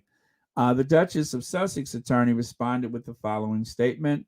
Now, mind you guys, if you haven't seen the docu-series yet, this was shown on the credit before the credits at the end of the last of the 6 episodes. So the Duchess of Sussex attorneys responded with the following statement. The legal team for Meghan, the Duchess of Sussex, disputes this claim. Mr. Knopf was not asked to provide a witness statement by the Duchess or her team, nor do her attorney believe Mr. Knopf remained neutral by submitting a witness statement relied on by Associated Newspapers whilst working for the Duke and Duchess of Cambridge. Again, they want to say that he was employed by the Sussexes. He was pushed upon them. He was given to them. He worked with them, but he didn't work for them. I don't think there was ever a day that he did not really work for the Cambridges, as evidenced by his weasel like behavior. So, don't believe the hype is all I can say. Um, and I'm glad this came out. I was hoping and praying that we would finally get something official about that situation, and we got it. We got it. And Knopf was exposed. And if you ask me, they didn't punch hard enough, but still, he's been exposed, and it was done properly. So we don't want to go to the dark side with it, but the truth was told, and now it's out there. What happens from this point, I don't know. But as I said, either way, whatever. Oh, there it is, right there. There he is, lurking in the shadows, just like a slasher movie. Jason Knopf. Well, I put this together the other day.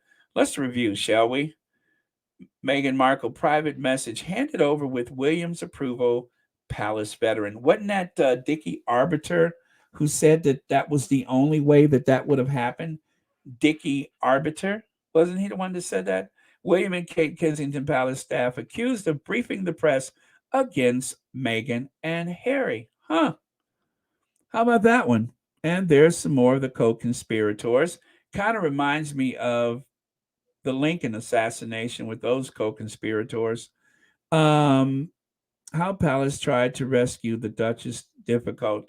Of course, that was well, anyway, I'm not even going to go into that. But at the center of it, look there. You can tell that he and William are close. Just look at his teeth. Look at his teeth. You can tell he and William are close. Now, because of his position, he was given access to corners of the three main properties that other people wouldn't have. He was able to fly his grandma in from Texas and take her behind the scenes, all over VIP access, Buckingham Palace, Kensington Palace, and Windsor Castle. That's and look at how sinister that weasel looks. Look at him. Now, if I just saw this picture somewhere, I would say, oh, they'll never see her again. Even if I didn't know who Jason Knopf was, I would have assumed that this is someone making a play for inheritance and that this poor old woman would never be seen again. Well, I wouldn't be correct in saying that. This is actually her grandson.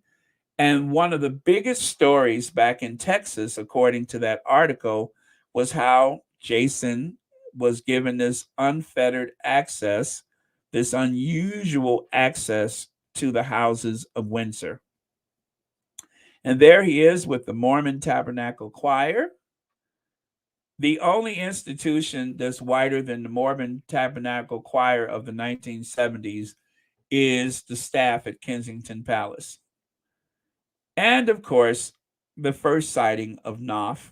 I didn't even know who he was or why he was there, but now that I understand things, he just looks that much more sinister, doesn't he? This is Jason Knopf. He submitted the bullying complaints against Meghan Markle. He also passed her private letter to her dad, to the tabloids, and as William and Kate's special advisor, he has now been promoted CEO to William and Kate's charity. And again, the letters were heavily redacted and edited, the letter that is, and of course, the emails, I would imagine, were handpicked to make everything as incriminating to Meghan as possible. God's Child says people act like gods, but God is loving, a scary, let me see, and a scaring judge. There are consequences for cruelty if people don't repent. Their future generations pay the price. Divine justice and generational curse are real. Thank you so much for that, God's Child. And I do believe that too. I do believe that that carries on. Thank you so much for your comment. And also, thank you for watching Royal Sussex. A toast to the weasel. A toast to that weasel. And refused to publish finding of Meghan's bullying probe is an olive branch. And you know what? They have gotten so much mileage out of that bullying thing. Jason, well, should I say, Charles has his little henchman, and William seems to have his henchman. And they have, all of them have so much more in common than I can say publicly right now, but I just can't peg it. But they all seem to have something in common. What that is, I'll let you figure that out. Shelly L says, Baron, where are your reading glasses? I know. Well, the thing is, yeah, I should have them. But and thank you for those, by the way. And also thank you for that super chat.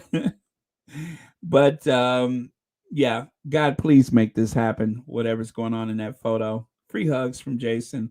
And as I said the other day, there are some of the worst incidents in our state history. I'm sorry, here are some of our worst incidents in our state history. There was the Texas City disaster, New London school explosion, unnamed hurricane in Galveston that happened in 1900, the Delta Airlines Flight 191, Central Texas flood, Waco tornado. Jason Knopf was born in Huntsville back in 1982. And of course, a petroleum plant exploded. But all of those things are just some of the worst things that could have ever happened in the world. And I put Jason right there with them. And of course, let us not forget, I know some of you all have seen this before, but let us not forget the association between the possible friendship between Wooten and Knauf. There they are, right there on the same roster of students, roll of graduates. Jason Knauf is the one underlined at the top, and at the bottom is a Daniel John William Wooten. Daniel John Wilton Wooten sounds like a psycho killer, doesn't it? Sounds like a serial killer. Daniel John Wooten, serial killer.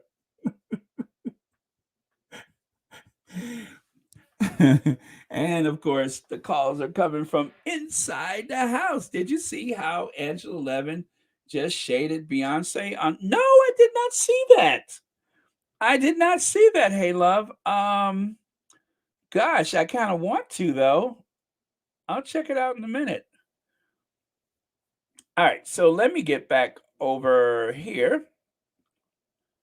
Oh, here. Harry, I couldn't believe it. No one had asked me permission to put my name to a statement like that. Meghan burst into a flood of tears because within 4 hours they were happy to lie to protect my brother, and yet they were never willing to tell the truth to protect us. Well, what he's speaking about is that joint statement, a joint statement from the spokespeople for Prince William and Prince Harry. Despite clear denial, a false story ran in the UK newspaper today speculating about the relationship between the Duke of Sussex and the Duke of Cambridge.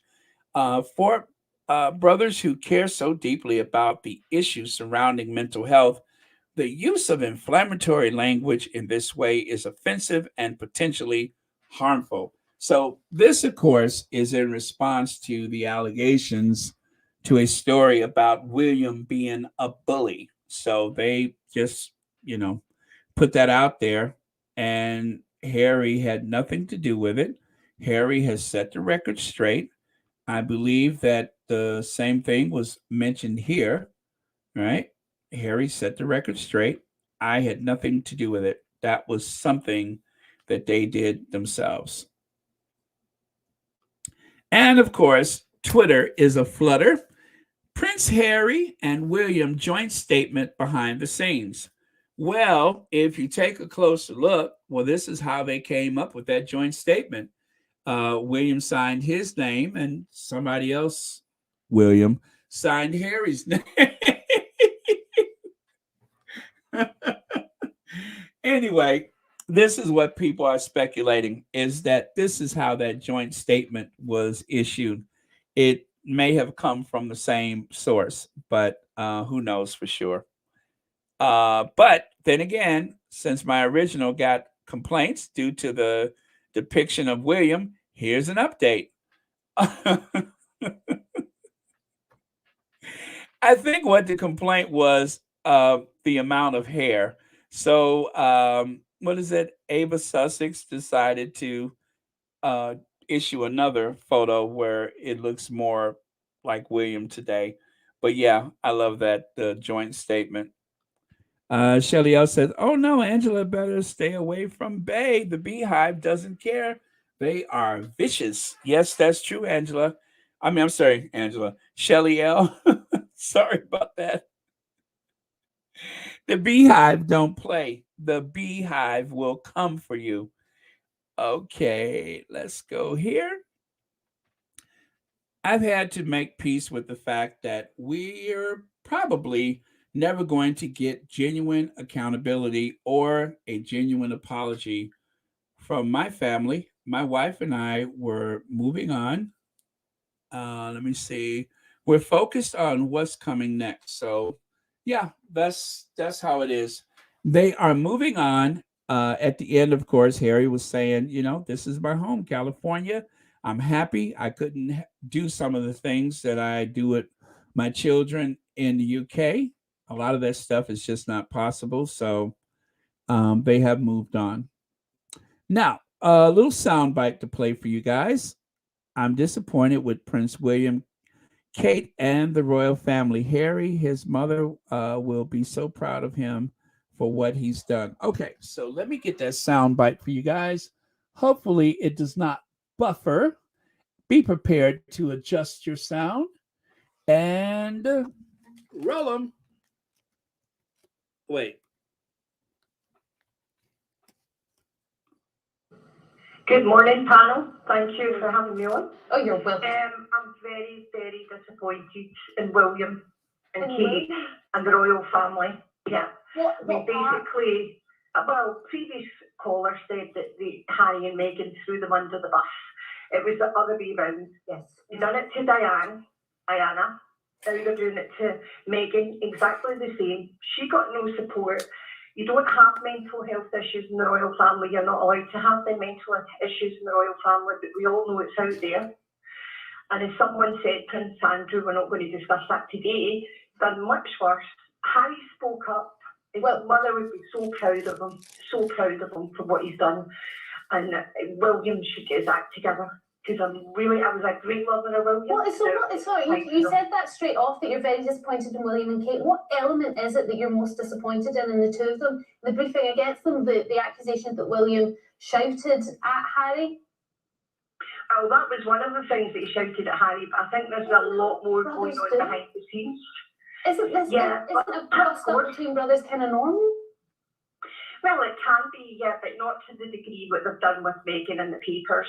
Okay. They've allowed that to go on, and they can control the papers. We all know that they can. The press secretaries can control it. And I do think, they say Great Britain, not England. Great Britain is not a racist country. Of course it's a racist country. You can see it right across the board, whether it be Scotland, Wales, Ireland, or England. All right. And it's there in the royal family as well. Thank you very much for your call. Mary. Okay, not the best quality, I know, but this lady says that I'm very disappointed with William, Kate, and the royal family. And of course, she didn't like the idea that there was the shouting and abuse toward Harry. But William is a big disappointment. I feel tempted to cry, God for Harry, England and St George. But I really don't want to lower the tone by bringing my brother into it. Yeah, that is basically the tone that William has. William seems to have contempt for his brother, absolute contempt for his brother. And he's probably been the same bully that he's always been. Nothing has changed. He has had his head filled with the idea that he's the only one that matters from that family and that he's the future king, and it shows. That's the ugly on the inside is identical to the ugly on the outside. Oh my God. This is cute overload. This is cute overload.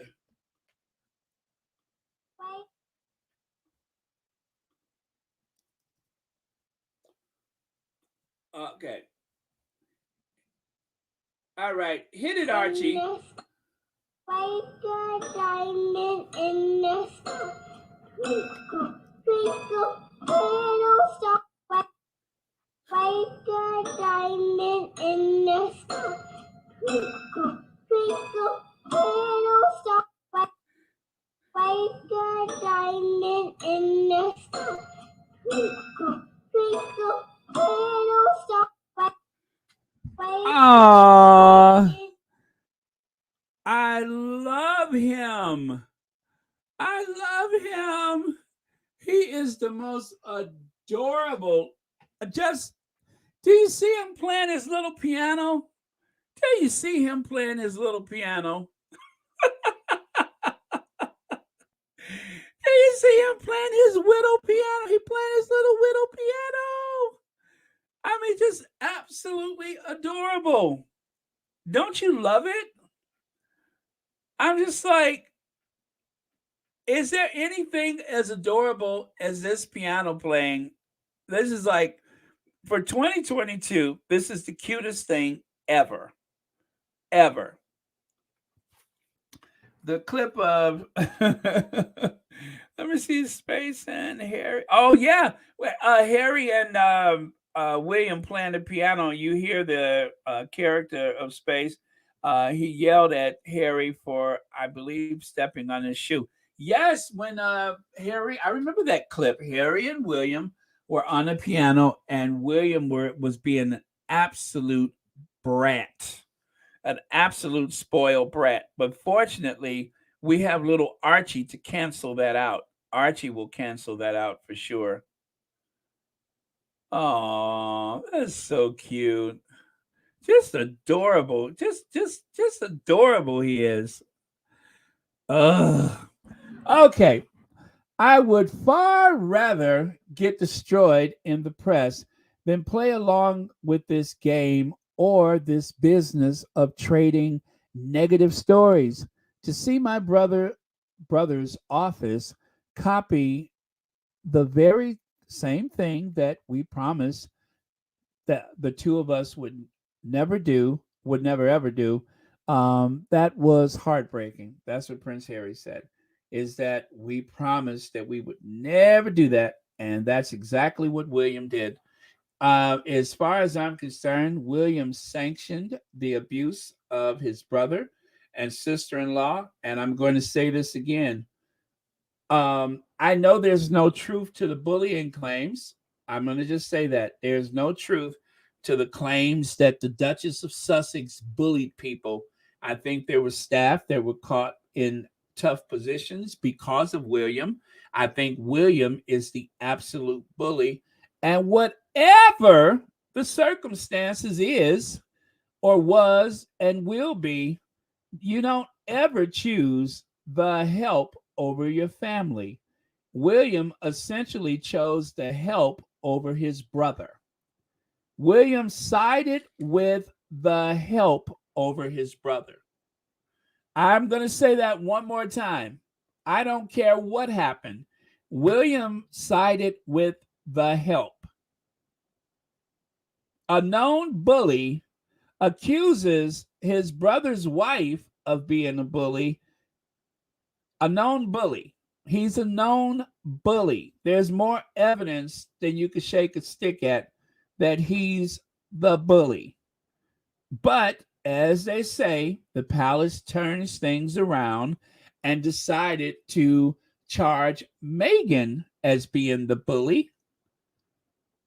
But either way, whatever the case may be, you chose the help. That's what they are, the help. You chose the help over your brother. You chose the help over your brother's happiness and well-being. Over the well-being of his family, you sided with the help. The truth is, you recruited the help. You recruited the help to go after your brother and his wife, to exact your punishment upon them for not, or should I say, for being far more popular than you and your little dull bed knobs and broomstick wife. You decided to punish them for being popular, just like Princess Diana was punished for being popular, was punished for being loved and approachable, was punished for being engaging with people. That was the punishment. If people love you, if you're popular, if you're able to connect with people in a way that others can't, then you should be punished. I tried so hard, and that's the piece that's so triggering, because you go and it still wasn't good enough and you still don't fit in. So that is the long and the short of it. She tried. She tried really hard. She tried to fit in. She tried to do the work. Now, let's get to Tyler Perry, shall we? Because believe it or not, I still got a whole lot more to cover. All right, Tyler Perry.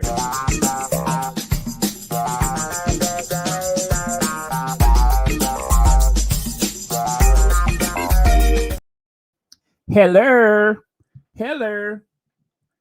Hello. Hello. Medea's Royal Safe House. Medea's Royal Safe House. Hey, Harry, Meghan, grab your baby and come on. Hello. Harry, Meghan, grab your baby and come on. I could just imagine. I could just imagine Madea pulling up to that house up in Vancouver. I could imagine Madea pulling up to that house in Vancouver. Hello. Hello. Hello. Harry. Meghan, grab your baby and come on.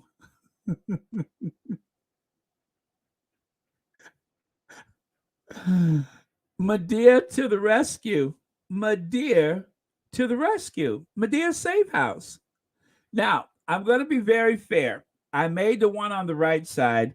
The one on the left side, somebody else in the world of squatties made that one. So I am not taking credit for the one on the left with the cast iron skillet. But the one on the right, that was my work. Let me see. Sawboss says William's name is Prince Cain, as in Cain and Abel. You got that right. He is. It's literally biblical the way Prince William behaves. Thank you so much for the super chat. And of course, we all know that Madea loved herself some Harry and Meghan.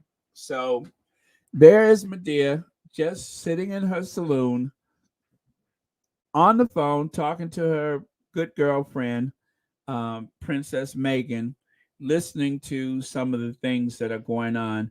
And of course, when Madea heard what was happening, Madea was like, grab the baby and come on. Tyler Perry, godfather of Lilibet Diana, a royal baby with an African American godfather. How cool is that?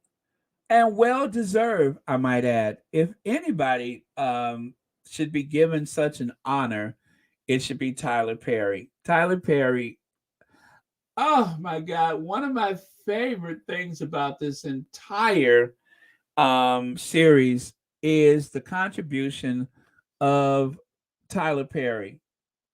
I have no words. I have no words. What an angel he's been, an absolute angel on earth. Tyler Perry really stepped up for the Duchess.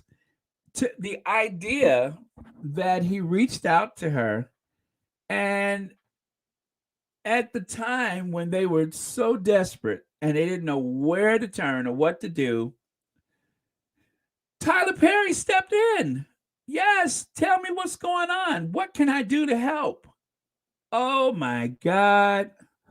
Let me see. Colorless says William is jealous of Harry, and with each passing day that Willie boy have to look at Kate, it grows worse. The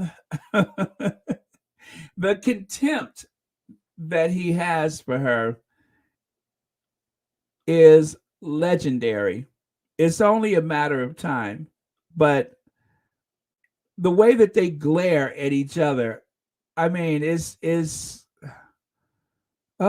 you don't look at your worst enemy like that, but that they deserve each other. Colorless, thank you so much for the super chat, and thank you for watching Royal Sussex and for being a member.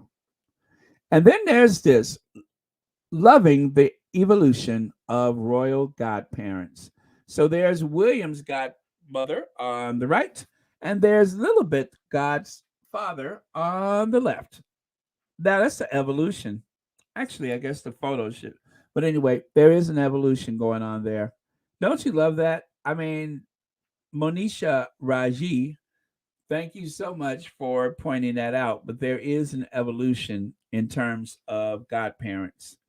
And one is obviously some old person with racist tendencies, and the other is a media mogul who just happens to be African American. And as you guys know, there is rumors that Madea was seen at the royal wedding. Yes, out of the tens of thousands, 100,000 people that were in Windsor that day, I suspect Madea was there also. Hello, Harry. Hey, hello, Meghan. Hello. So they said that Tyler Perry sent a message, but I think Auntie Madea may have slipped them a number at the wedding. Who knows? Anyway, I'm just kidding. Madea wasn't there, but it looks like a cool story. And then, of course, Tyler Perry, Duchess Meghan, could have revealed so much more to Oprah. Now, those are ominous words if I've ever heard them. Meghan could have revealed so much more to Oprah. How about that? That's what Tyler Perry said. And if anybody knows, he should. Meghan could have revealed so much more to Oprah Winfrey. So, as they said, there is more footage from that interview that has yet to be aired. And who knows, now that they've done this docu-series, maybe Oprah will um, air some more of that footage. Possibly. And of course, Tyler Perry, I know the symptoms, the Windsor abuse and Meghan and Harry. So there's a great article on Celibacy where they discuss the abuse that happened. Tyler Perry said, I recognize it. I know it when I see it. She's been abused. There was an abusive situation. The language of abuse is clearly evident, and he noticed it just from talking to her and from what he was reading in the papers and seeing on television and online. Abuse. And this has been a massive case of abuse. So I'm going to tell you guys one more time, if you're not subscribed to Sussex Global UK, you should, because Ivy, hello, Ivy here. Ivy covers this all the time, the signs and symptoms of abuse, of gaslighting, and etc. So if you're not subscribed to Sussex Global UK, you really ought to, because Ivy has a talent for explaining these things in ways that I could never do myself. So I'm just going to recommend it and throw it out there one more time. Oh, speaking of which, our campaign had the abuse as its main theme. Absolutely. Matter of fact, Ivy, I am going to have to. Ivy, can you send a link for your channel, please? Like a link for the your homepage, and I can post that on the or I can peg it to the top of the chat. If you could do that, that would be great. So those of you that are not subscribed to Ivy, please make sure you do. Let Ivy explain this to you. You won't be sorry. And not only that, in your interpersonal relationships, you will learn so much more about why people conduct themselves the way that they do. So, all right. Thank you so much, Ivy. Let me see if I can do that myself. Let me try that myself. So if I do this, hello, Ivy here. I love doing that. Wait, that's not working. Hello, Ivy here. Ivy out. Okay, go to channel. I got it, Ivy. No worries. I got it. Let's see here. So I want to share Ivy's channel. And I go back to where I was. I'm talking myself through it. Right? I go over here. Hello, Ivy here. And I do that, right? And then I go back over here. Yes. This is so working out. Oh, man. Okay. And all right. So I have pegged it to the top of the chat.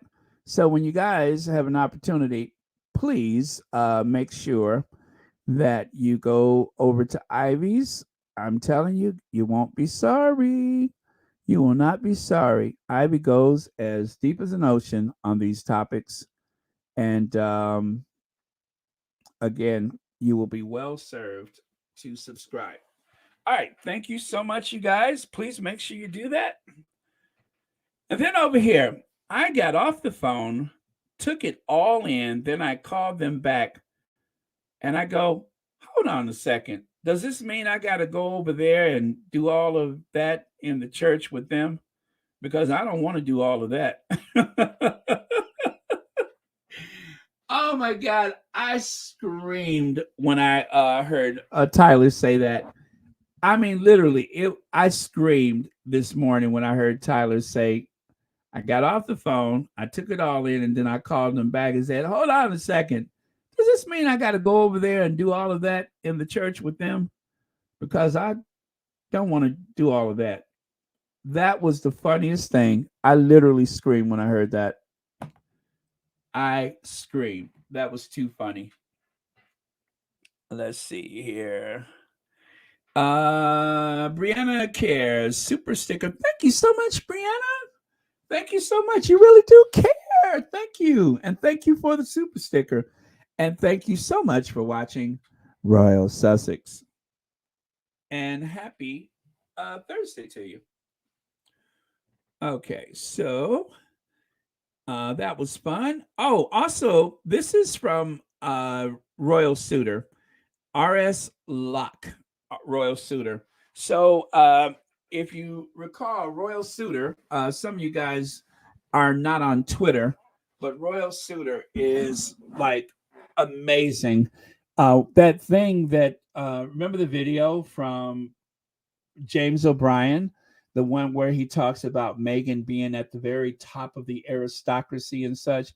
Anyway, she wrote that, and it came to the attention of James O'Brien. So you already know some of her material, right? And right. Yes, Baron is right. Ivy is the best. She's great. Absolutely. And she has this amazing way of greeting you. Hello, Ivy here. Gail Tapscott, thank you so much for the super sticker, and thank you so much for watching Royal Sussex, and happy Thursday to you. Thank you so much for being here, and also thank you ever so much for being a member. But oh, is there a troll? Oh, okay. I've been like so deep into this, I didn't even notice, but that's okay. The mod squad to get them. Let me see here. So let me see if I can. It's a 10-minute conversation, so definitely I'm not going to play the entire 10 minutes, but I will let you hear just a little sample of the conversation that she had with James O'Brien today. Is really, first and foremost, it's a behind-the-scenes story of their life. Okay, sorry, let me start that over. One is really, first and foremost, it's a behind-the-scenes story of their life over the last 6 years. And so you really do see them talk about all the way from when they were dating and kind of first dates and early courtship. And we get all the way through this 3 episodes in this first volume. We get all the way up to right before the wedding. And so there's tons of, personal photos and videos, behind the scenes moments. So you find out about their first date. You find out about how Harry proposed. You find out about the trip to Botswana when they took the 5 days together. So I think for people who are intrigued about their story, that part is really cutting through a lot of what we've seen with, royal biographies and commentators and people who have tried to piece together what that story was. There's a lot of new stuff, is there? There's stuff that you weren't previously aware of, or that you hadn't previously seen or read. I would say there was stuff that that has been talked about in the media, but we actually heard the truth of the story. Okay, cool. Yeah. So for me, that was really interesting. And then there was also some really new stuff that you just didn't get. they wouldn't have exposed those types of things when they were, within the royal family and working members of the royal family. We also got to see a lot of video and pictures of the kids, which we rarely get to see them in terms of, usually there's a birthday picture and a Christmas picture, but really you got to see them as they were growing up. Some of the time that they were in Canada, some of the time that they were actually as they're in LA and Montecito. So I think that, as well as the interviews and people who lived through this experience with them, that's really what helped to paint the picture for me. So first and foremost, I'd say that's the biggest the theme. story. Exactly. And that's what they said they wanted to do, is be able to tell their story themselves. And theme 2. Theme 2, I would say, is race, and specifically getting into race as it relates to Meghan and her experience, and then also broader the race as it relates to the UK and colonialism and imperialism and the history, and how that's woven into the history, not just of the country, but of the royal family as well. And so they had some commentators on, people that you'll be very familiar with, Afua Hirsch, Kehinde Andrews, David Olusogoa. Yeah. They were all part of the docu-series and providing expert commentary on the history of colonialism and imperialism and British Empire. Okay, so that was just a small sample, 3 minutes of it, but it's actually 10 minutes long. But that is the voice, I suspect, of Royal Suitor, in case most of you guys have never heard her voice before. But she wrote this article in the Griot. So if you guys want to read that article, mainstream royal pundits amplify coordinated hate campaign against Meghan Markle. That is from November the 9th of 2021, but it's in the Griot, so you know where to find it. But she was on today with, a matter of fact, I haven't seen that article myself, but she was on the James O'Brien show today. So we're talking about the bombshell from the volume 2 of This Morning on LBC Radio. Yeah, so that was on. So if you guys subscribe to James O'Brien, you could also go there and hear the rest of their interview, maybe even longer than 10 minutes, but that's what I see. So LDSW, now that Harry has exposed the truth about Charles and William, Harry needs to tell the world which despicable Windsor obsessed about Archie's skin color. Monarchy be darned. LDSW, as much as the tabloids have tried to downplay that and say that it's not important, it doesn't matter, this is the thing. They want to explain away racism in a way that it leaves a gray area. There is no gray area. If you go to a function at the Buckingham Palace for, people in the services to help abuse and battered, abused women, and you yourself are abused in that situation by someone who is trying to imply that you're not British, that's abusive. That's abusive. You're singled out from the crowd and put on the spot in front of other people in a way that was degrading and humiliating. And then they try to tell us, that's not exactly, and it's okay. You can ask a person where they come from. But in certain situations, you ought not say anything if you suspect that it can cause harm to people. And it's the same thing with the baby's skin color. You are part of the whitest institution of the land, the most vilified and as racist institution. I mean, there's a lot of people that say the royal family is racist. And so considering that you have someone who's not British, who married into the family, whether they said it to Harry or whether they said it to her, let me tell you something. Meghan said, I had a doctor I trust. I had a doctor I trust with the birth of Archie. I wasn't going to use somebody else's doctor. And the same goes with anything else to do with that child. Your child in a land where you are being racially abused. No, I don't want the Queen's doctor. No, I don't want the family doctor. I got a doctor of my own. I'll use my doctor. I trust my doctor. I'm going to use my doctor. So I'm just going to say this.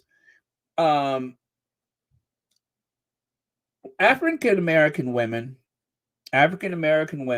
when it comes to birth, there seems to be a high mortality rate amongst African American children, infants, a high mortality rate in childbirth. And so, all those things considered, I'm just going to say how I feel. If I'm in a country where people are being hostile toward me, mostly because of my Black heritage, no, I'll keep my doctor I trust, okay? I don't care. I'll keep my doctor. That's just the way it is.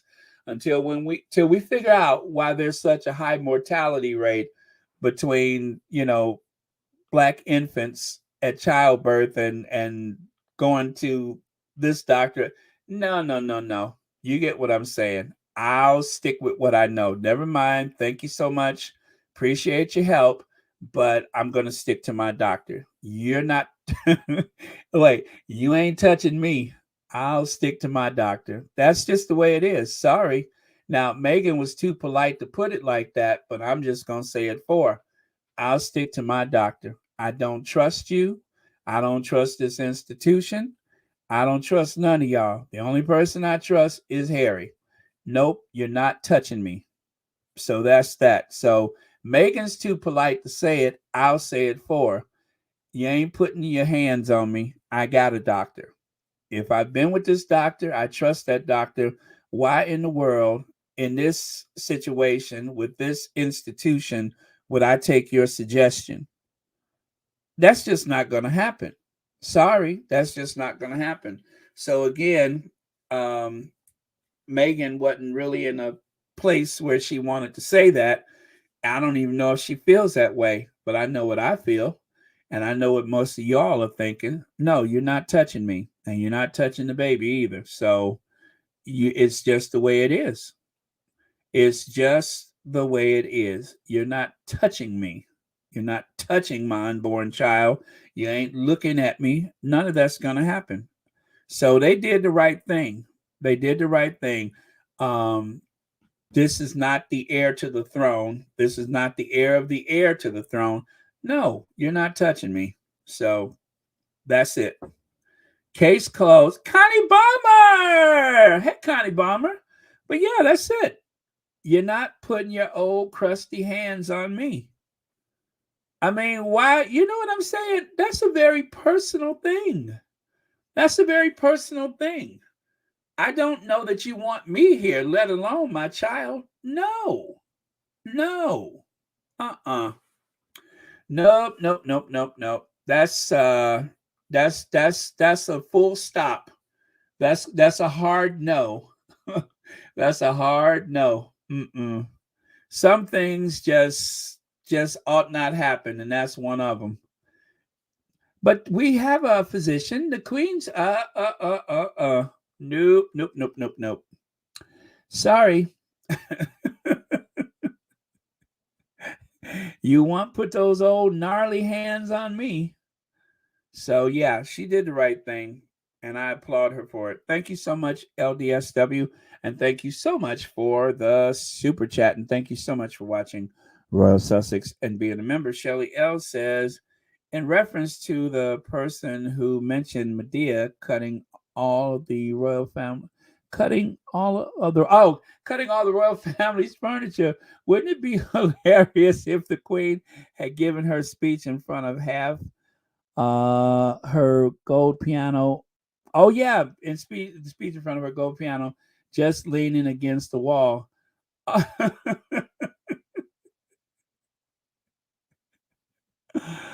Oh man, I remember that scene from that first Madea movie when she cut up those clothes or whatever. What was it, Diary of a Mad Black Woman? Oh my God, I would That's what they should have. Madea goes to Kensington, or Madea goes to England. They should make that movie, actually.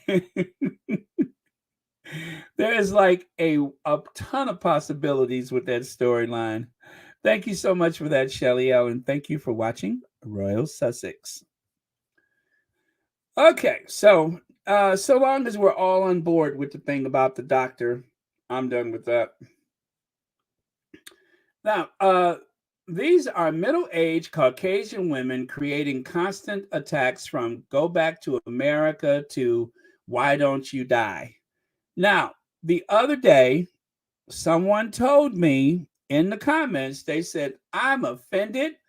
I'm a middle-aged white woman, and such and such and so and so and so and so." Now, my words has been, they always seem to be a middle-aged Caucasian woman who just happens to be MAGA and happens to be pro-Brexit, whichever side of the Atlantic you're on, and they happen to be Trump supporters.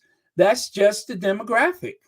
Just like Black women are more likely to vote as a solid majority for a Democratic candidate. 95% of Black women voted for Joe Biden. 90-something% voted for Obama and Clinton and so on. That's just a statistic. And in this case, middle-aged Caucasian women creating just constant attacks from "Go Back to America" to "Why Don't You Die?" and everything in between just happens to be the demographic. I mean, there's a way to assess this. There's the likelihood of who's going to vote for who. And in this case, when it comes to these attack ads and these attack comments and social media content is coming from middle-aged Caucasian women who happen to be right-leaning, et cetera, et cetera. So that person told me, "I'm offended by that. I'm a you know what I did, right? I offended her right into the block. I blocked her." So she was, and of course she said, "And you can delete my comment if you like." I said, "I'm going to go better than that. I'm going to block you." And that's exactly what I did. I blocked her. So that way she won't have to be offended anymore. But it just happens to be the case. Don't ask me why, but that's what it is. Just like younger people, according to YouGov, are less likely to support the royal family. And the older people, according to YouGov, the baby boomers, are more likely to be royalists. That's just the fact. So, oh, hold on 1 second, you guys.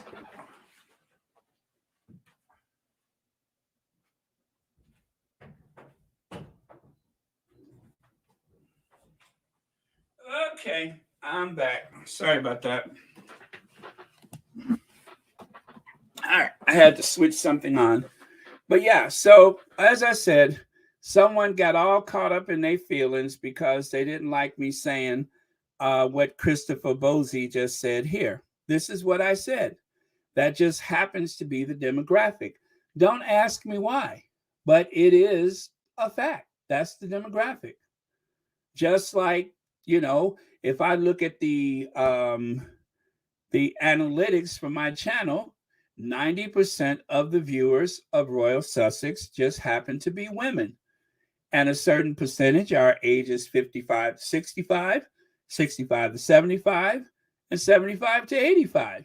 Very few younger people actually watch, but there are younger people, there are men that watch Royal Sussex and the other Sussex-friendly channels. That's just the way it is. So, again, someone got caught up in their feelings, and just to make sure we never hear from her again unless she gets a burner account, I blocked her.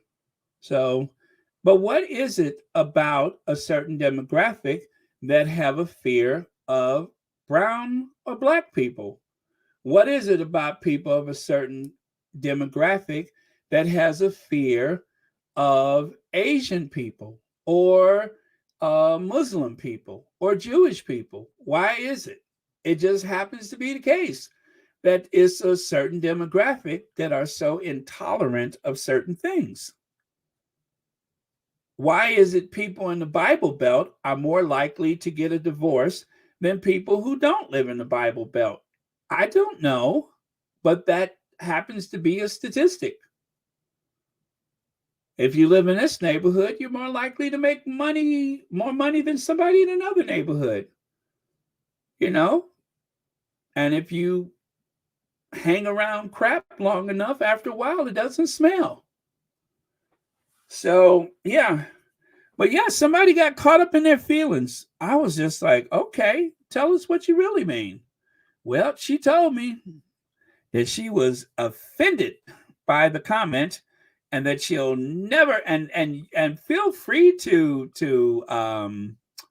what did she say? Feel free to delete my comment. All right, I'll block you. I tell you, I have blocked so many people.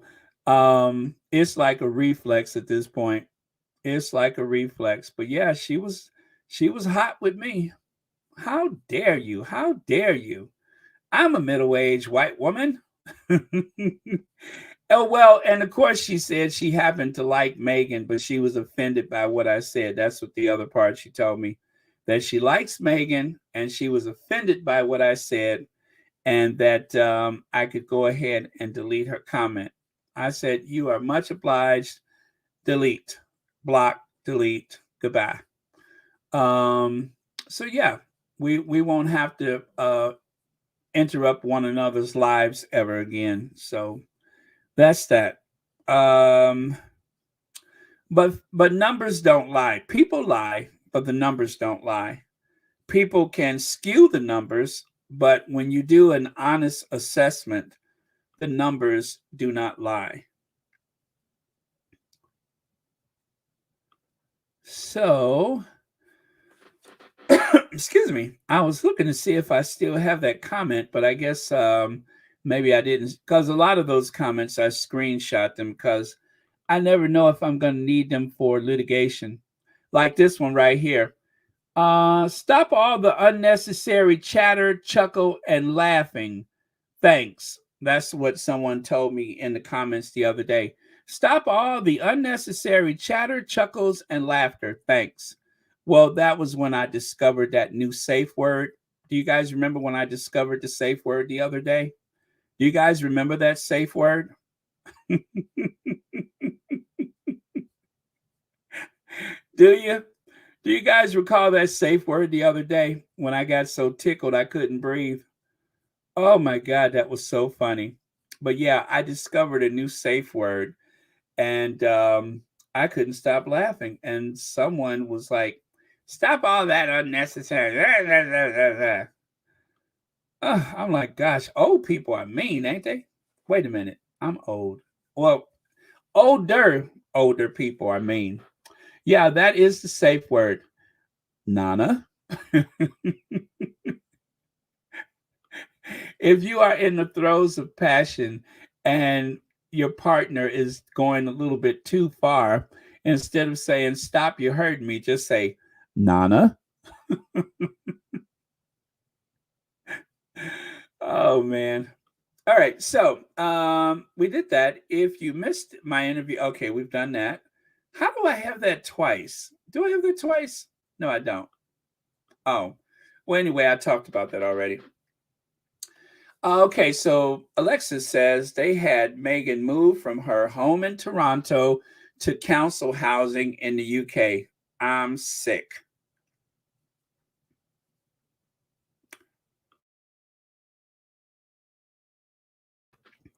Well, as the Duchess of Success said earlier, there is the housing, the accommodations, Meghan's home in Canada. You can see those 2 rooms. And at the bottom, you can see Harry and Meghan in the Nottingham Cottage. As Meghan said, you look at how low the threshold. You see where Meghan is standing? Do you notice? I'm sorry, the photo is cropped. But do you guys notice that the threshold is right there at the top of her head?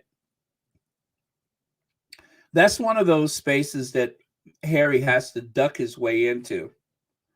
So they could have had a more comfortable home if they had stayed in Toronto, but well, as you know, they were both excited about working with the Commonwealth. A lot of thanks they got for it, but yeah, there you go. Nana. Nana. Oh. And of course, I forgot her name, but look at Archie in the mud cloth. Look at that. Archie got a haircut. He looks absolutely adorable. I wonder if that's a haircut. Yeah, it is, right? But look at Archie. Like, come on, Archie, let's go. Oh, that is just how sweet, right? Thank God. Thank God the Sussexes had this wonderful lady to take care of Archie. Thank God for that.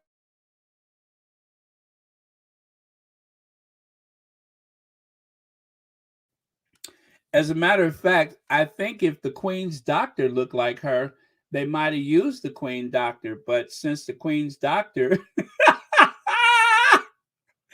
I'm pretty sure the Queen's doctor didn't look anything like her. But who knows? Maybe. But I'm sure if that was the Queen's doctor, you would have gotten no argument out of the Sussexes. But that was a very sweet story. She said when they called her, she couldn't believe it.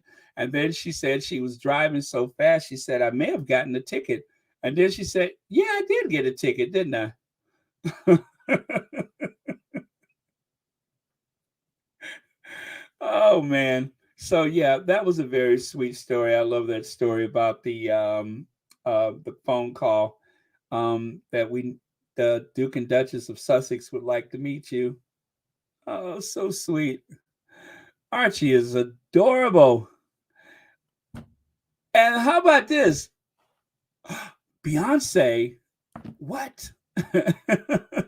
Okay, so I didn't even know Harry wears glasses, but you know, by age 40, that's when you start needing reading glasses. But yeah, that is when you start needing reading glasses of about age 40. So, yeah, Harry looks good with his glasses. I've never seen Harry with sunglasses, obviously, but not readers, unless he wears contacts. But yeah, how cool is that? Harry wearing reading glasses. Very, very cool. Beyonce. Meghan was literally married to a prince, but had no problem wearing a ripped shirt while gardening, and y'all here trying to paint her as a gold digging, difficult diva. Shaking my head. Well, one of the squatties, I didn't put their Twitter up there, but that was a comment from one of the squatties, not my own. You may recognize your comment. Thank you so much for that. Me with a hoe and H varnishing. So very cool seeing them. And of course, that's at the Nottingham Cottage, that grade 2 slanted cottage with the low ceilings and thresholds.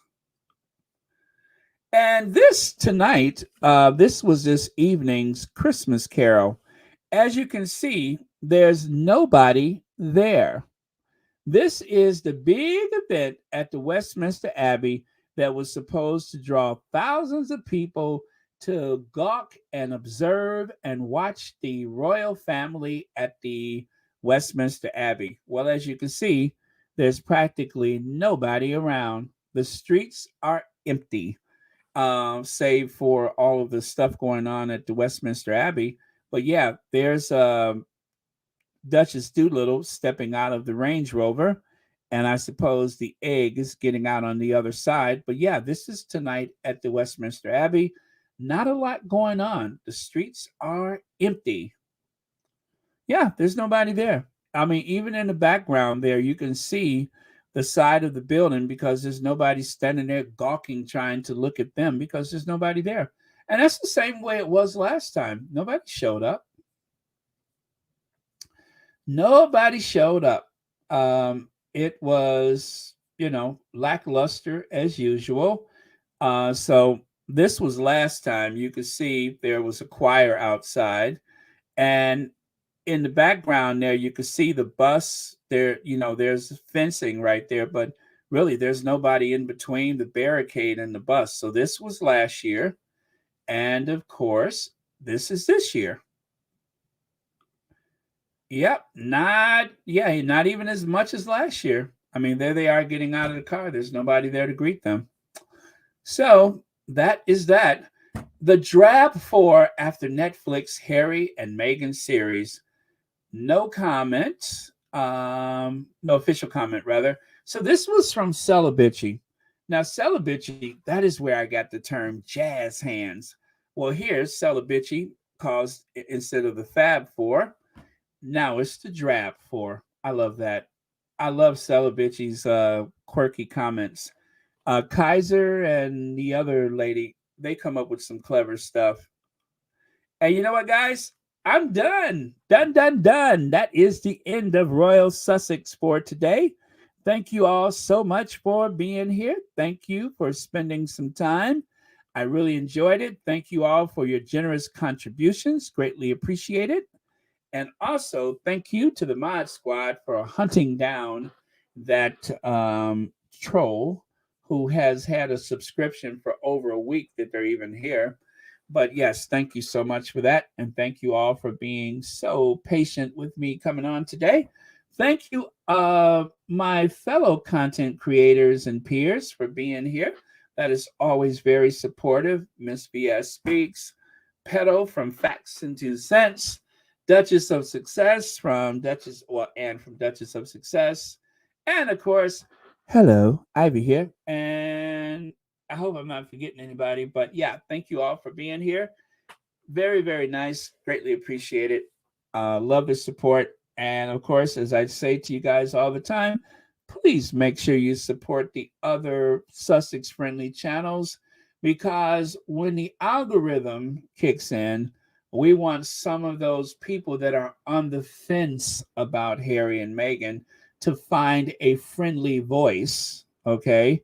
To find a friendly voice, someone who will set the record straight and help to tell the story of the Sussexes, rather than those body language experts and that flip side of a nickel. What's her name? Lady C. Yeah. So if there's more of us, if there's more coverage from Sussex friendly channels, then there's a greater chance that they will find someone who is friendly to the Sussexes. And of course, that's what we're here for. Is we're here to help the Sussexes with their mission to help the world. So thank you all again very much. And also, we will be, you know what? Let's see who's going to close us out today with our very last word. Miss Viv, who's not feeling well? Let me see there. Oh, thank you.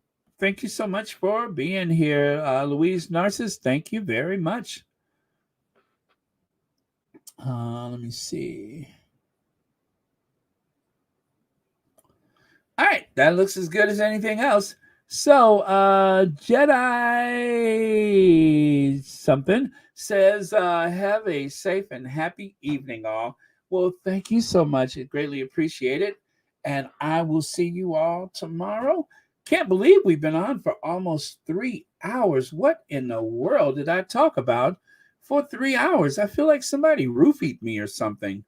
And also, you guys, thank you for the 29,000 subscribers. 29,000 subscribers to Royal Sussex. I am just, I'm so excited about that. I can't wait for it to be 30,000 and 40,000 and 50 and 100,000. But until then, thank you for the 29,032 subbies. Yes, lovely.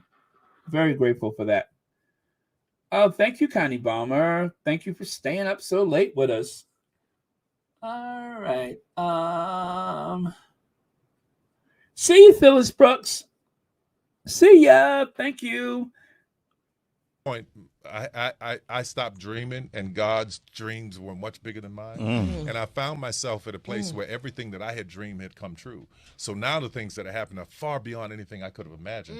You know, I never knew I would know a prince and a princess. That wasn't even what that was about. What I was reaching out to her for was because they were giving her hell. And a lot of it was because she was a black woman. Absolutely. And I flat out, no denying it, I completely knew that. And I wanted to reach out and let her know that there was somebody there for her. And I sent her a note, and not expecting anything to come of it.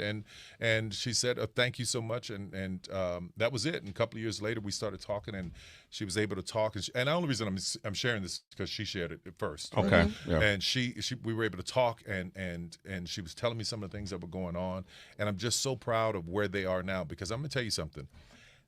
Those two people love each other. I don't care what anybody says, I'm seeing it up close, and you can't fool me. Yeah. I got the Holy Ghost. Okay. You can't fool me. I know what's real. They really genuinely love each other. So I'm just so happy to see where they are now. Reached out to her and said, come, you can live in my home. Stay in my house. Yeah, it was a very difficult time for them. And what I know about the two of them, and I wish the world knew how much they love these two people love each other. They found each other out of all these odds against them finding each other, they found each other. And the love that they have is really, really moving. And I just wanted to do anything I could to support them. Isn't that funny? Sometimes when you meet someone, Yeah. Sometimes you can see like what love is, and you can tell right away. Yeah, yeah. And if I don't have that, what she and Harry have, I don't want it. That's really amazing. Wow. Wow, that is incredible. Yeah. Wow, that's saying a lot. Yeah. It's true. It's true. Yeah. Yep. If I don't have what she and Harry has, I just don't want it. Oh, yes. Thank you so much, Lydia. I will definitely peg that to the top of the chat this holiday season.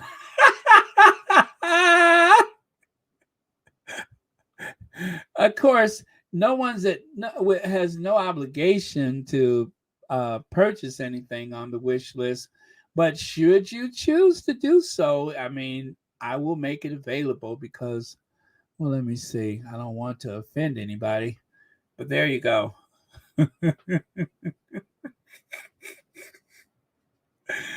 Oh man, did I do it? No, that didn't work. Hold on a second. There we go. Yes, I mean, I don't want to offend anybody. That's all. So I will peg it to the top of the chat ever so reluctantly or gleefully. Reluctantly. Is it reluctantly or gleefully? Whatever it is there.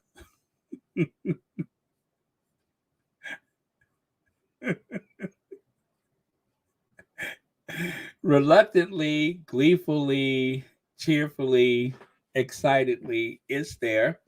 Again, nobody's under any obligations. It's just there in case you need it. Oh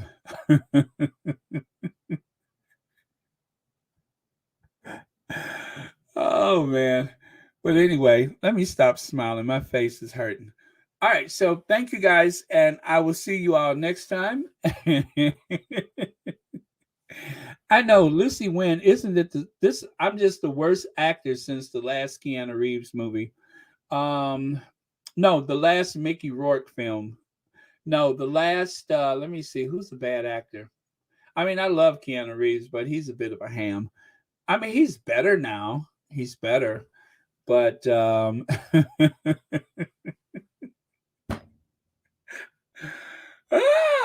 okay. So that's it. I am going to ginger vengeance out of here. And since we have been on for 3 hours, I'm not going to come back. This is the end of the road. Thank you all for being here. It has been absolutely charming. And thank God for these Netflix docu-series with Harry and Meghan. I feel like we've come a long way. And you know what, guys, no matter what happens, it doesn't matter. The truth is out there. It's a matter of public record. And that gives the Sussex-friendly people like you and myself something to build upon when we're trying to tell their story. Now they can do it in their own words. And I am very, very grateful for that. Okay, so with that, let's cue the Ginger Avenger and see ya.